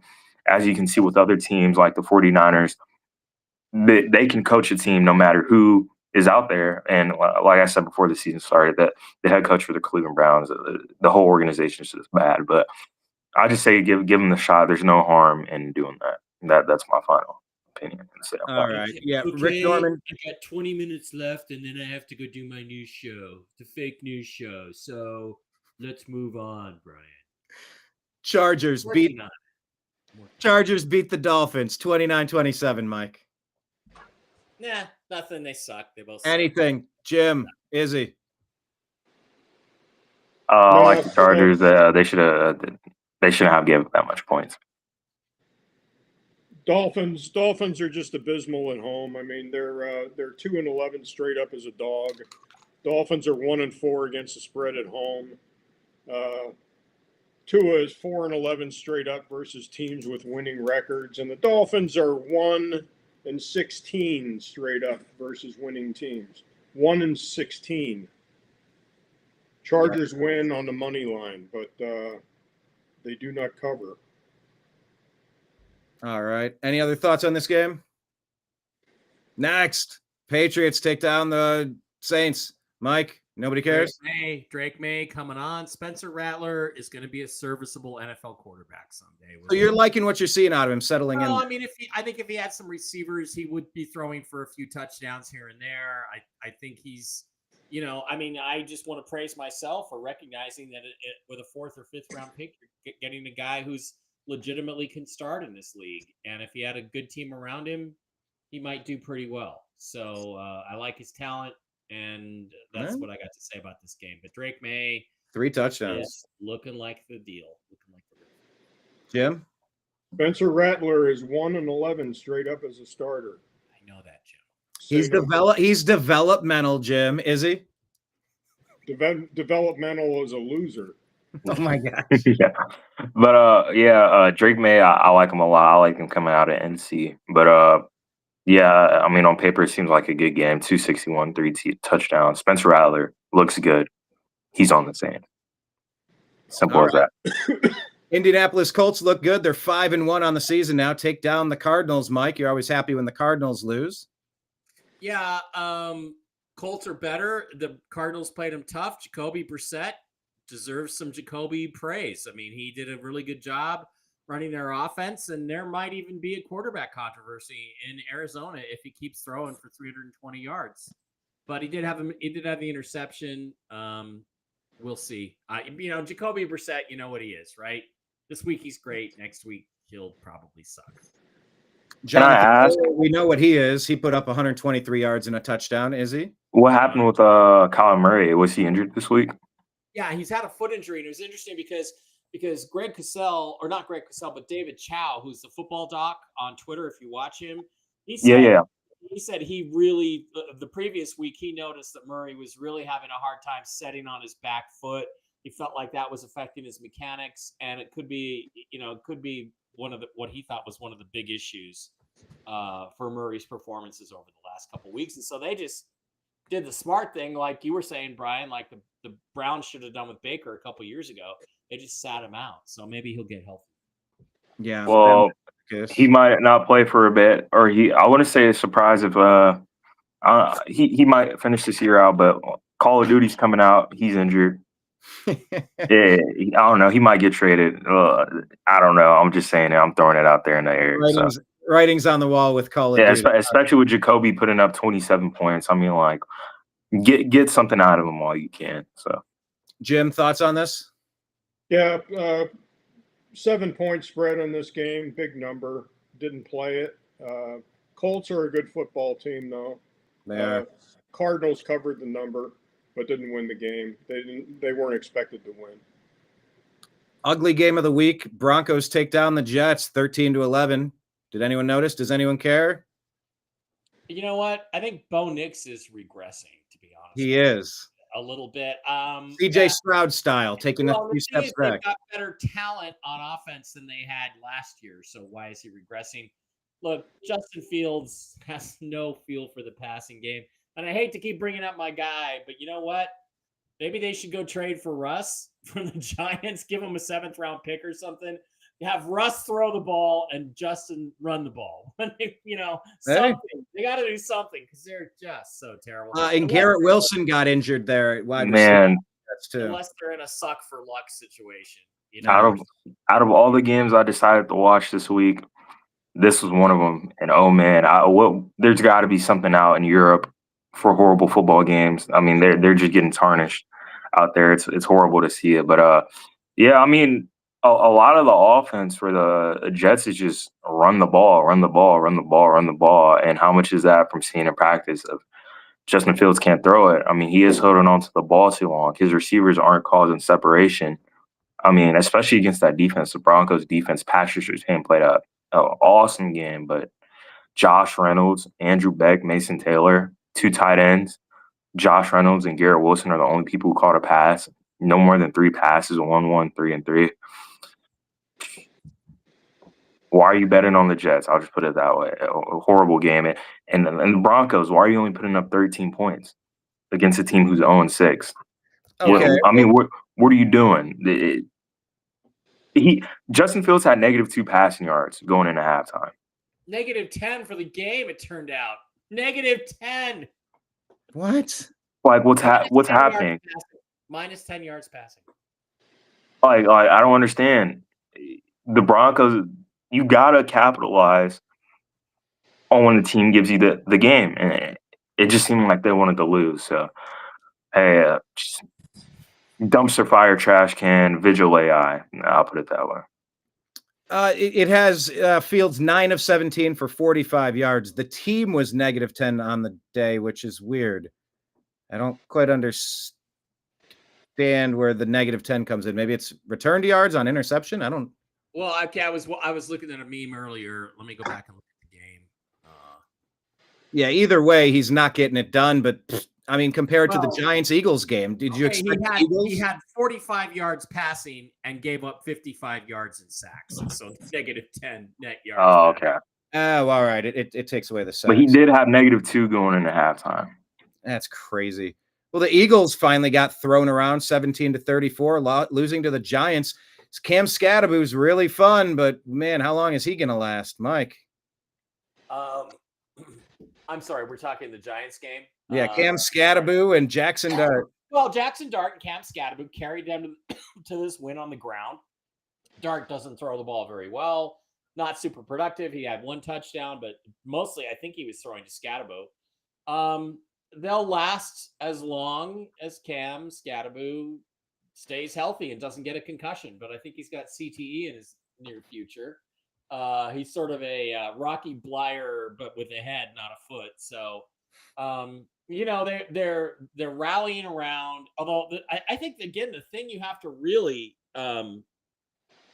the story out of this game is not, to me, it's the concussion thing. It's when Jackson Dart was in the tent and Dayball went on a big rant because I think Russ threw one ball in the dirt. It looked like it either slipped out of his hand or it got batted down at the line of scrimmage. But then Dayball goes in and goes on a rant and basically screams at the doctors to get Jackson Dart back out there. That sounds like a controversy. So, we'll see. We'll see what happens with that. But the Eagles look weak. They look soft. They look tired. And remember, the thing people forget about going to Super Bowls is that you play more games than anybody else. And football takes more out of you than any other sport. And even though that Super Bowl week 20 game or 21 or 22, whatever it was they played to win the Super Bowl last year, that maybe 9 months ago, but your body takes a beating. Your body takes a beating. And I feel like that plus the loss of their coordinators might be catching up with the Eagles a little bit. Yeah, and AJ Brown, he's been very unhappy not getting the ball thrown to him a lot, is he? Eagles drop it. I know. Yeah, I think like Mike said, Jerry was, or somebody said Jerry Jones is fuming that we should have won that game. I mean, the Philadelphia, they lose 2 in a row. They're 4-2 now. Insane game by Scatterboo. It's a lot of jokes going around. How long is he going to last? He's speed running CTE out there. It's funny, but yeah, I mean, it just shows for the Eagles. I mean, yeah, their record, they're 4-2, but the games they're losing and how they're losing, it's just like, man, it's horrible team play. Like, what's happening? It seems like the team's crumbling, but somehow they're still positive from the way they started the season. So, great win by the Jets, but the NFC East is in a weird situation. In my opinion, it's anybody's division at the moment. Jim. Not the Giants. The Giants aren't going anywhere, but Yeah, this game, they won this game. this game opened at Eagles 4.5, and it was bet all the way up to 7.5. So there was a lot of Eagle money on this game. Partly because the Eagles historically were 10-1 straight up on Thursday night. The Giants 1-17 straight up Sunday, Monday, and Thursday night in primetime games. 1-17 straight up. So that's the main reason there was a lot of money on the Eagles in this game, and it was, like I said, was bet up from 4.5 to 7.5. I did not play this game. This is one of those games, division game. They always play tough against each other, the Eagles and the Giants. Eagles 2-3 straight up versus the Giants in East Rutherford. Now they're 2-4. Yep. All right. Well, that wraps it up. Mike, you got to get ready for your thing. Do you want to show us your betting? Do you want to tell us how you bet last week? I didn't bet anything last week because I was out of town. But Well, at least on the pick'em. no, I mean let's go through Jim's data. Do you have that, or you want me to? Well, share I was just looking for it. I couldn't find Let me share the tweet. I was just looking for it on both TNAM football.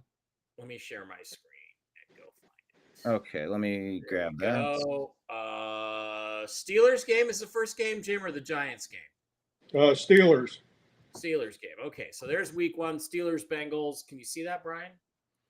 It is. Yeah, there we go. All right. Steelers are. This is a Thursday night game. Steelers are favored by 5.5 in this game. Weather forecast for this game: it's going to be an outdoor game in Cincinnati. 65 degrees and thunderstorms. So this game opened at 5.5 Monday night. It is still 5.5 at Boyd Sports here in Vegas. Steelers 0-6 straight up versus the AFC North on Thursday Night Football. They are 2-9 straight up on Thursday night. Steelers are 3-2 straight up versus the Bengals in Cincinnati. Favorites of 4 points or more are 31-11-1 straight up. And the Bengals in prime time, Thursday, Sunday, and Monday night, are 2-19 straight up. This is one of these games. If you're inclined to bet football, this is one of these. I don't need this game. Yeah, Thursday is apparently a really bad night for the Steelers. It looks like, but 5.5. Yeah. I don't need this game. Yeah, not touching it. So we're going to lay off the Thursday night game. The London game, which is, I think, How many 06 London games are we going to have? I thought that was just once or twice a year. Is it every week? It's The answer is 2 words. Too many. Yeah, that's what you got a comment I like think that. I think this is the last one for this year, Brian, but I'm not positive. Okay. This is an alternate home game for the Jaguars. They are. This is 06:30 a.m. Pacific time. Rams are a 3-point favorite at this time. It is still 3. Over under is going to be 44.5. 59 degrees in London and rain at game time. The And Rams Jaguars are one of those teams that they've rumored might end up over there anyway with Sadiq Khan. No, what's the guy's name? The owner? Khan? Sadiq Khan, yeah. Yeah, that's going to be a hell of a travel every time they've got a road game. Yeah. The Rams are 12-5 against the spread. Matthew Stafford is 1-9 straight up in the rain and the snow. So we're forecasted to have rain in this game. The NFC is 20-12 straight up and 20-12 against the spread versus the AFC. When playing in London, the favorites are 38-10-1 straight up and 33-16 against the spread. Rams. So this game favors the Rams. I don't think I'll be betting this game. This next game, the Saints and the Bears. The Bears are favored by 5.5 in this game. This game, after the Monday night game, this game opened at 4.5. It was bet up to 5.5 because it's recency bias. There was a lot of money coming in on Chicago in this game, so they bumped it up to 5.5. Spencer Rattler, 1-11 straight up as a starter. The Bears are 15-33 straight up. The NFC North is 37-23-2 against the spread versus non-division opponents. The Bears are 2-5 against the spread versus the Saints. Favorites of 4 or more are 31-11-1 straight up. This could be a corner game. I don't think I'll be playing this game. Next game, Dolphins. Before you move on to the next game, I just wanted to reference Sahid Khan or Shad Khan is the owner of the Jaguars. Sadiq Khan is the mayor of London, serving since 2016. So I was close. Shad Khan. Yeah, you can break out your mustache on that. Khan. Khan. All right. Browns. Dolphins. Dolphins and Browns. God. The Browns opened up as a 2.5-point favorite in this game. I believe it. I think that's easy money. This game has been bet up to 3 points. The Browns are now a 3-point favorite. 68 degrees and rain at game time. Tua Tagovailoa is 2-12 straight up as a dog. Who was that straight up as a dog? I forget what's the guy. To attack. The quarterback of the Dolphins. Mecca Heine. What's his? Dan Marino is 2-12 straight up as a dog. There you go. Dolphins are 10-22 against the spread as an underdog. And the Cleveland Browns are 18-33 against the spread after a loss. So nothing real favorable about either team. If hold a gun to my head, I'll take the Browns and lay the 3. Same. Anything else on that, Brian? Any comments? No. I said same. I would do it. I don't think the Browns are as bad as they've been showing. I know we're capable of more than this. I know the defense can keep us in. 1 pick 6 away from just swinging at 14 points on one. We're not this bad. I know we can beat teams like the Dolphins. I know we're better than this, and that's just the homer in me. So I would say give the 3, but that's why you don't bet on your favorite team. You know, you're not objective. Next game, Raiders at Chiefs. This game opened at 11.5, division game. It is still 11.5. as of 2 hours ago. Weather forecast is going to be 66 degrees in Kansas City and sunny at game time. The Raiders are 10-8 against the spread versus their own division. The Chiefs are 8-12 against the spread. They are 4-2 straight up at home versus the Raiders. Patrick Mahomes is 35-6 straight up versus the AFC West.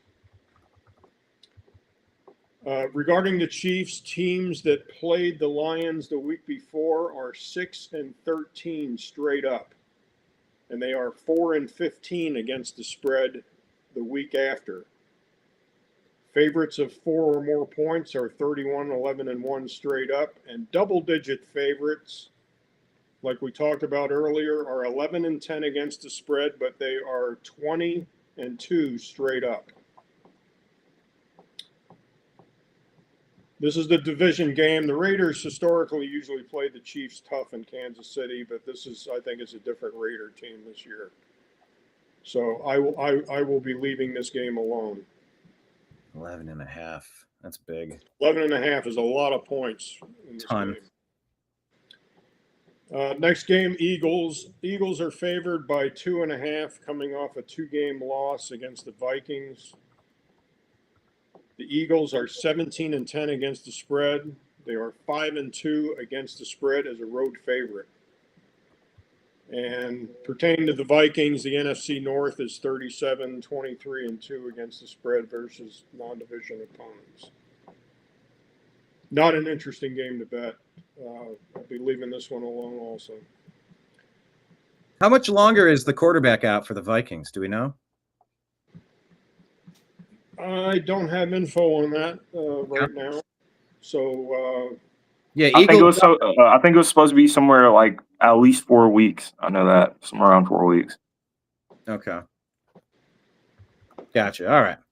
Yeah, it's tough to know what you're getting out of the backup quarterback, or if they're going to make the switch, if that's going to provide a spark or not. But just curious. Yes, as far as I know, it's still Carson Wentz. Okay, gotcha. Next game, Panthers. They're favored by 1.5 over the Jets. The Panthers are a miserable road team. They are 2-17-1 straight up on the road. This might be the game to save Aaron Glenn's job. The NFC is 20-12 straight up, and they are 20-12 against the spread versus the AFC. The Jets are 6-17 against the spread when the spread falls between +3 and -3. I may be playing the Jets and getting 1.5 in this game as a home dog. By the way, according to Grok, J.J. McCarthy expected to return to practice after the Minnesota Vikings Week 6 bye, with a target return for Week 7 against the Eagles on the 19th of October, assuming he completes a full week of practice. However, his high ankle sprain recovery could extend to 8 or 9 if not fully healthy. So maybe we should know by now, but it's getting right around the time that he might swing back if it matters. Also, Rick Norman says Omar Khan is the Steelers GM, and he likes Khan's hot dogs. Khan. All right, Panthers, Jets you gave us. What's the Panthers, Jets. The next game is Patriots and Titans. As Mike said before, Vrabel's revenge game. He's coming back to Nashville to play the Titans. Patriots are favored by 7 points. This game opened at 7. It is still 7. The over-under is going to be relatively low. It's 41.5 is the over-under. Game time, 70 degrees and thunderstorms. Favorites of 4 or more are favored are 31-11-1 straight up. The Titans are 4-19 against the spread, and they are 0-10 against the spread at home. So this could be a Patriots money line bet. Wow. 0-10 against the spread at home. Next game, Giants and Broncos. The Broncos are a 7-point favorite. This opened at 7. It is still 7. 74 degrees and sunny in Denver at game time. Giants are 20-15 against the spread as a road dog. They are 5-12 against the spread as a dog. The NFC is 20-12 straight up, 20-12 against the spread versus the AFC. The Broncos are 2-4 against the spread so far in 2025. They are 19-26-1 against the spread. But the Broncos are 10-2 against the spread as a favorite. And Bo Nix this year, and last, is 7-1 against the spread as a home favorite. Favorites of 4 or more points are 31-11-1. 7's a big number to lay in this game. Again, the Giants are traveling across country to altitude.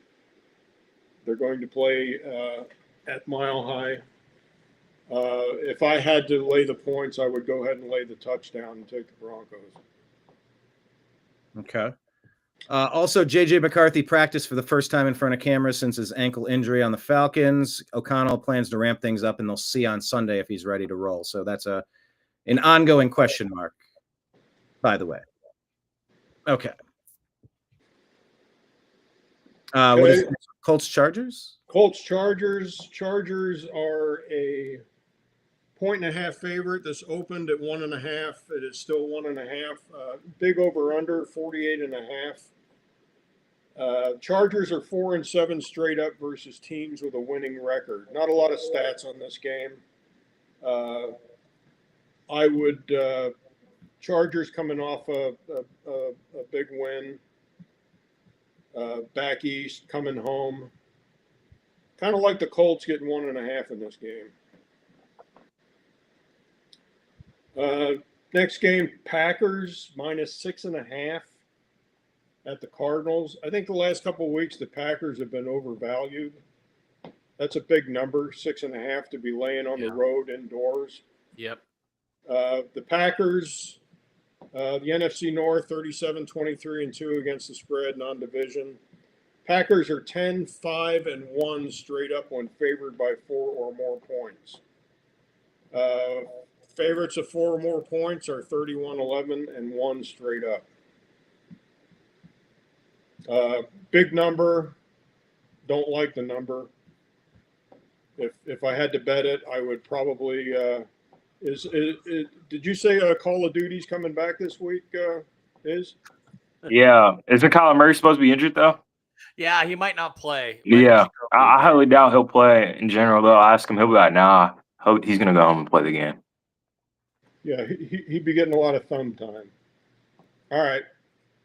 Next game, Redskins -1.5 at the Cowboys. Division game. Redskins are 16-10. Excuse me, against the spread. Redskins are 2-3 straight up versus the Cowboys at Dallas the last 5 years. Dak Prescott 18-3 straight up versus the NFC East. Pretty good number. Prescott is 30-13 against the spread versus the NFC East. Cowboys are 19-8-1 straight up at home. But they are 5-17-1 straight up as a dog. So at this time, at game time, we don't know what the number is going to be at game time, but they are a 1.5 point dog. This game opened at 2.5 yesterday, and it was bet down to 1.5. Both numbers favoring the Redskins. Next game, Falcons at Santa Clara. 49ers are a 2.5 point favorite right now. This game opened at 49ers -3. It was bet down to 2.5. So there was Atlanta money coming in on this game. Game time is supposed to be 77 degrees and partly cloudy. Falcons are 8-19 straight up on the road. They are 5-2 straight up and against the spread on Sunday, Monday, and Thursday evening. I was checking NFL.com, and we don't know who's going to start this game right now. Anybody have any info on this? They said there's a possibility. Adam Schefter said there's a possibility that Purdy could start this game. I don't know. I haven't read anything. But, I'll take a look. Schefter reported last night that Purdy is there's a possibility he could start. If Purdy starts, he's 14-7 against the spread at home. Okay. And Mac Jones is 2-3 against the spread since he's been with Santa Clara. So that's something to look at. But that's a playable number. The 2.5 is a playable number on this. If you like the 49ers, you would just go ahead and lay the 2.5. But they are decimated, especially with Fred Warner being out. I think Mike brought that up earlier. Next game, the 2 Monday night games this week, boys. Tampa Bay at Detroit. By the way, I'm looking and Grok is telling me Purdy is expected to return from a toe injury for week 7 as he has a chance to play after missing 6. According to recent reports, he aggravated the injury week 4 against the Jags, but has not been placed on AR, indicating a likely return after increased practice participation. But if he's not cleared, Jones will get the start. So it's leaning that way, it seems. Okay. Buccaneers and Lions. This is old NFC Central game. Buccaneers, teams that play the Santa Clara 49ers are 19-32 straight up the week after. The Lions are 41-13 straight up. They are 16-8 against the spread. The Lions are 28-10 against the spread at home. The Lions are 12-0 straight up after a loss. That's a good number. Yeah, 12-0. That's perfect. Jared Goff is 38-13 against the spread indoors. The NFC North, 37-23-2 against the spread, non-division opponents, and favorites of 4 or more points are 31-11-1 straight up. That's not too big of a number, 5.5. It's doable. I think Tampa Bay is probably due for a loss. Lions probably look more tasty on the money line instead of laying the 5.5.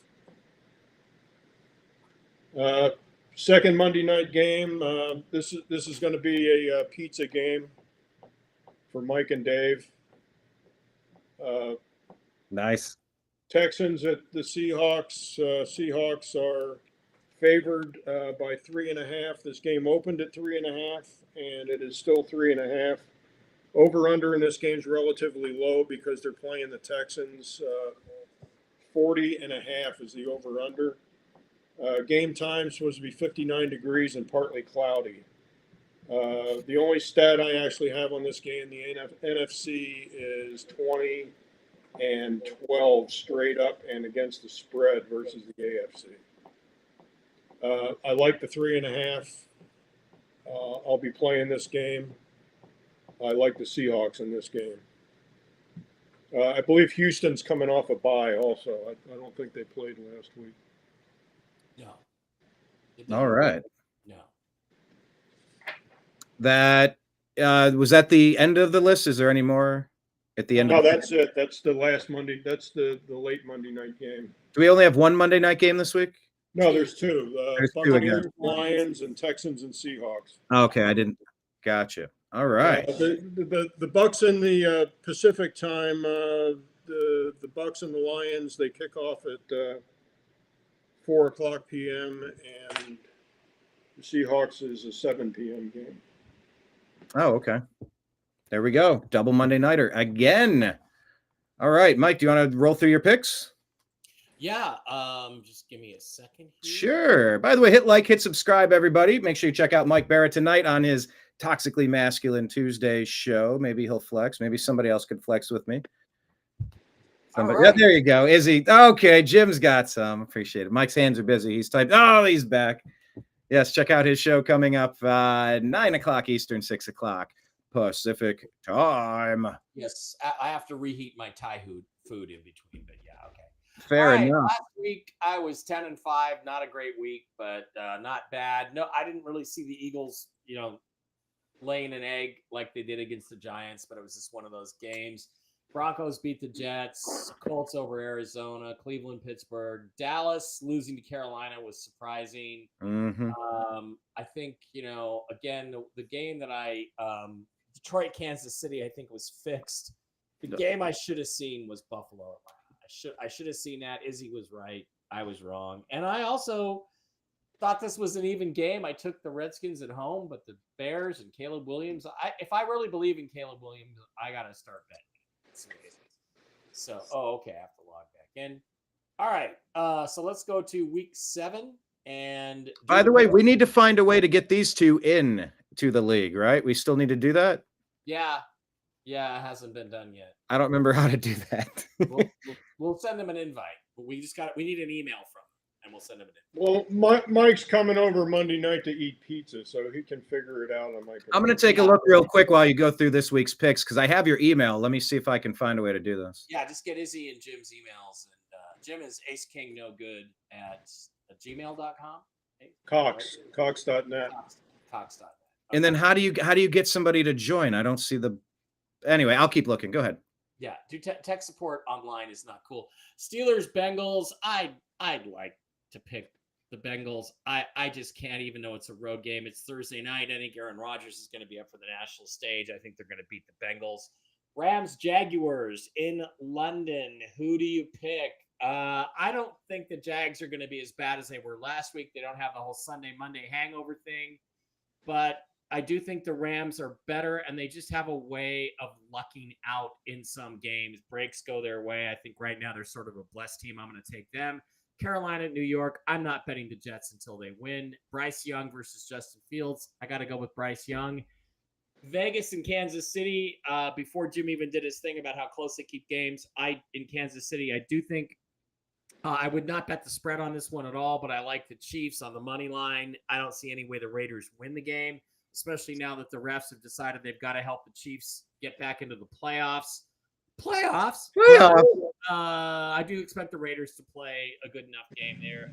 Miami and Cleveland, two bad teams. I think the bad team that's playing at home and has the great defense, I'm going to take them and hope that Dylan Gabriel has a game this week. Patriots. By the way, Mike, pause on Patriots. As I'm in here, NFL Game Picker, trying to get these two invited. It's actually tricky. On the season, you're 59-34. I am 59-34. We are neck and neck. That's crazy. Neck and neck. I'm taking the revenge game for Mike Vrabel. I think he's going to have the team motivated. I think, look, they've got the Tennessee Titans down. Now Mike Vrabel is going to stomp on their neck, and that's going to be the end of that one. New Orleans, Chicago, like my buddy Caleb Williams at home over Spencer Rattler. Vikings, Eagles. Well, the Vikings are at home. The Eagles have been playing terrible for 2 weeks.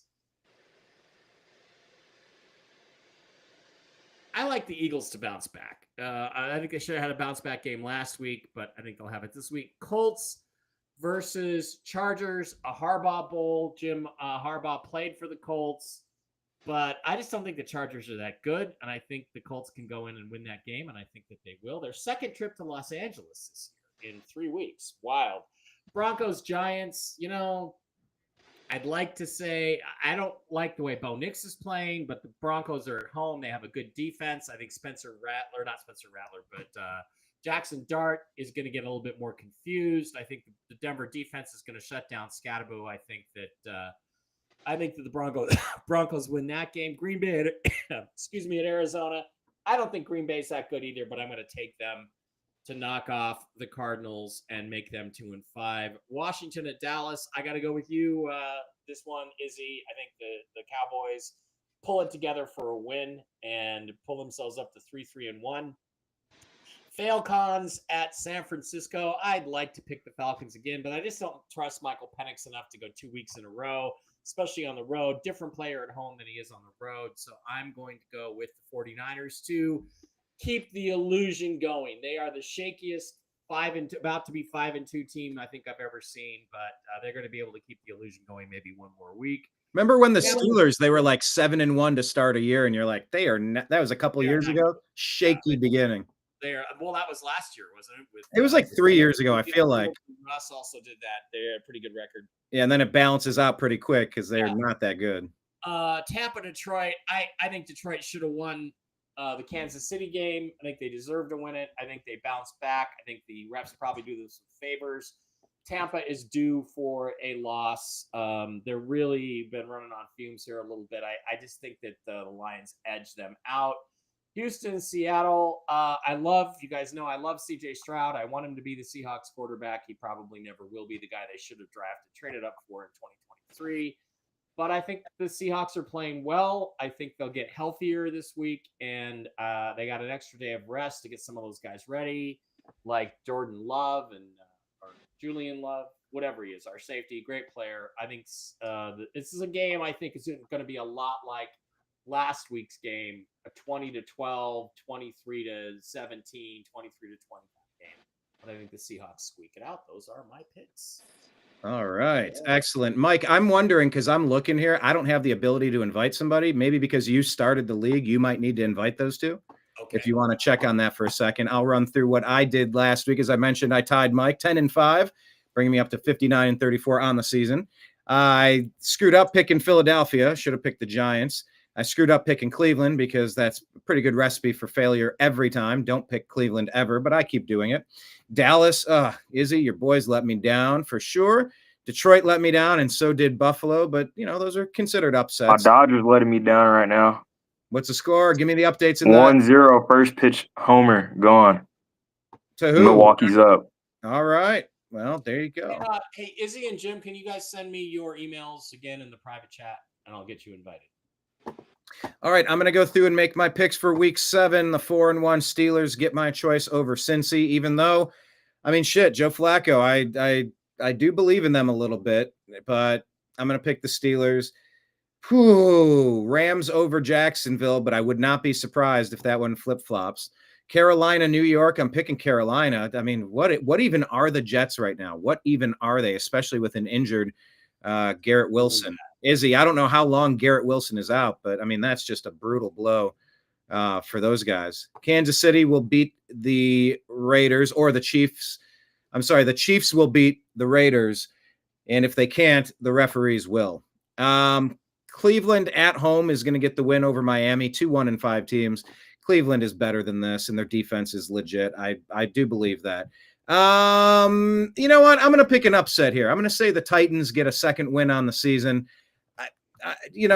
Switching gears might make a difference, light a fire under the asses of that team, and maybe the New England Patriots aren't as good. We'll see, but I'm going to make that pick. New Orleans at Chicago. Taking Chicago all day here. Philadelphia, Minnesota. That's a tough one, but I will go Eagles. I don't see them losing 2 in a row. Even if they do look tired, they still are the champs. Indianapolis and Los Angeles. This is going to be a great game, I think, but I'm going to go Colts here. Would not be surprised if the Chargers pull it off. New York, Denver. I don't know what to make. Denver played so bad last week, but you know what? I'm going to take the Giants again. I'm going to take the Giants over Denver. Well, we said Bo Nix is regressing. Let's stick with that. Green Bay will get the win over the Cardinals. Washington will beat the Cowboys. Atlanta is going to beat San Francisco, and Tampa Bay will beat Detroit. Houston, Seattle. Man, Houston finally looked decent with a bunch of touchdowns last time they played, but I think the Seattle Seahawks are a better team. I'm going to go ahead and pick them, and those are my picks on the week. Who wants to go caveman style, Jim? Yeah, Jim will go caveman style. There we go. Caveman styley. Is that visible? Yeah, let me get mine off the screen. Yes, that is visible. That is visible. Okay, last week I went 9-6 because I took the Titans against the Raiders. You fool. I like Pittsburgh These are all straight up. So I'll take Pittsburgh against the Bengals. I look to see the Jaguars beating the Rams straight up. I'll go ahead and go with the Jaguars. I like the Jets. They're going to get their first win of the season against the Panthers. The Panthers are just terrible on the road. I'll take the Chiefs straight up against the Raiders. I like Brian's Browns. Woo! Stomp the Dolphins. Let's go. I like the Patriots to stomp the Titans. And I will take Chicago Bears stay on the roll. Spencer Rattler is just terrible on the road, and he's just terrible as a starter. Terrible. Terrible. Terrible. I'll take the Eagles are not going to lose 3 in a row. I think the Eagles will go ahead and beat the Vikings. This will be an interesting game for Carson Wentz, since I believe he started with the Eagles. So he's going to look forward to playing this game. I'll go ahead and take the Colts against the San Diego Chargers. I think the Colts are just a better football team, and the offensive line for San Diego is just decimated. I'll take Denver. Knicks is 7-1, straight up at home as a home favorite. I will take Green Bay to barely win the game. I don't think they cover the 6.5 though. I will take I'll take the Cowboys to win against the Redskins at home. And I will this is my tough game of the week, but I will go ahead and go with the home team. I'll take the 49ers against the Falcons. I think the Falcons are going to be high as a kite after winning that game on Monday night. I will take the Detroit Lions to bounce back. Very rarely does Detroit lose 2 in a row. They will beat the Baker Mayfields. No. And the Seattle Seahawks will comfortably cover that 3.5. They will flat out win the game against the Texans. All right. And those are the caveman picks for Jim Mitchell. Ez'Ryel Pickens, are you still there? Where's he at? He's on screen. There he is. He's back. By the way, Jim, what is your record on the season? I'm sorry, I missed that part. Your overall record?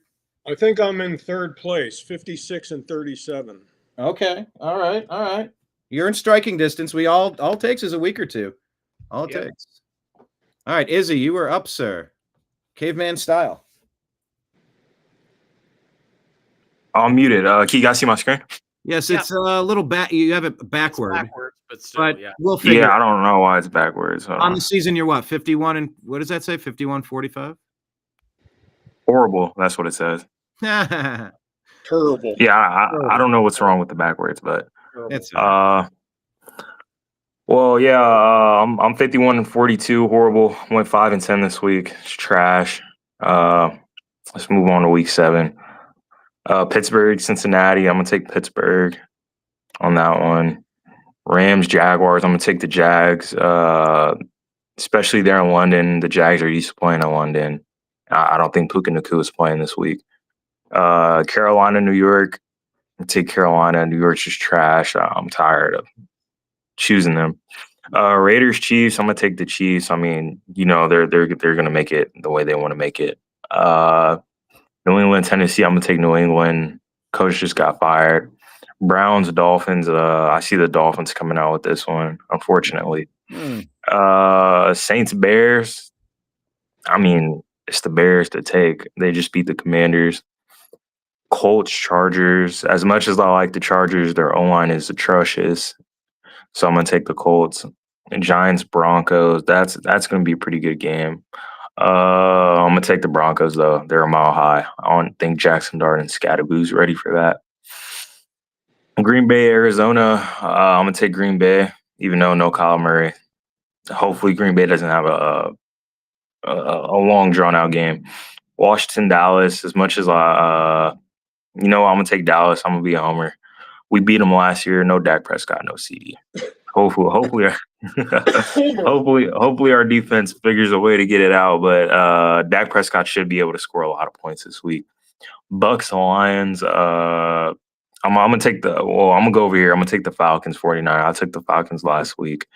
I'm gonna take them this week. Seahawks. I'm gonna take the Seahawks once again. And then Buccaneers Lions. I'm gonna take the Lions as much as I like the Bucks. It's just I don't know. I don't see it. Philadelphia, Minnesota. I'm gonna stay a homer and I'm gonna take Minnesota because I don't want the Eagles to win at all.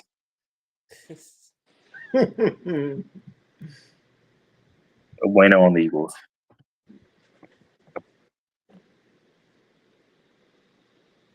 You're muted, Brian. There we go. Thank you. I muted it for a particular reason. Yeah, I said that's when it gets dangerous at the casino, when you're betting on what you want to happen versus what you think will happen. That can be the heart and the mind need to be synced. Otherwise, your money will soon be flying away from you. All right, gentlemen, thank you for being here on our latest episode. Mike has his show coming up, Toxically Masculine Tuesday. Make sure you check it out. 31 minutes for now. Mike, final thoughts, final word on your way out. No, great week, exciting. Should be another fun week this week. Go Mariners tomorrow night. What is it? You're up 2-0 to Zip going home.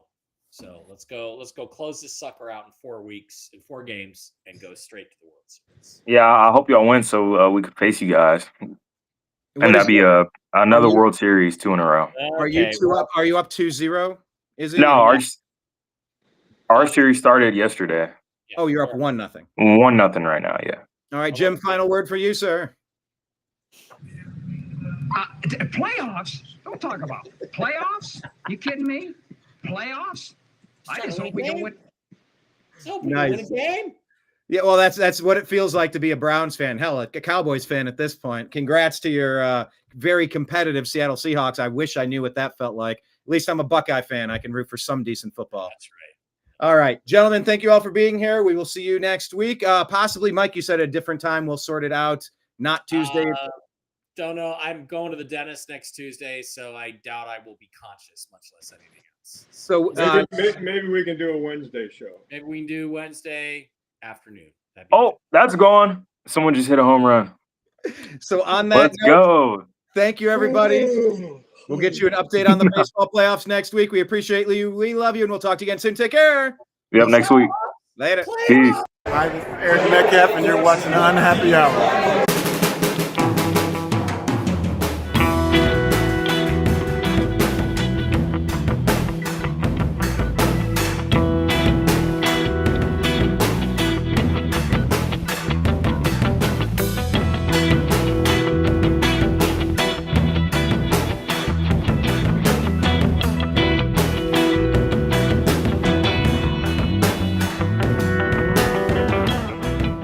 New American Media is proud to present a division of the Unhappy Hour sports show, Strictly Football.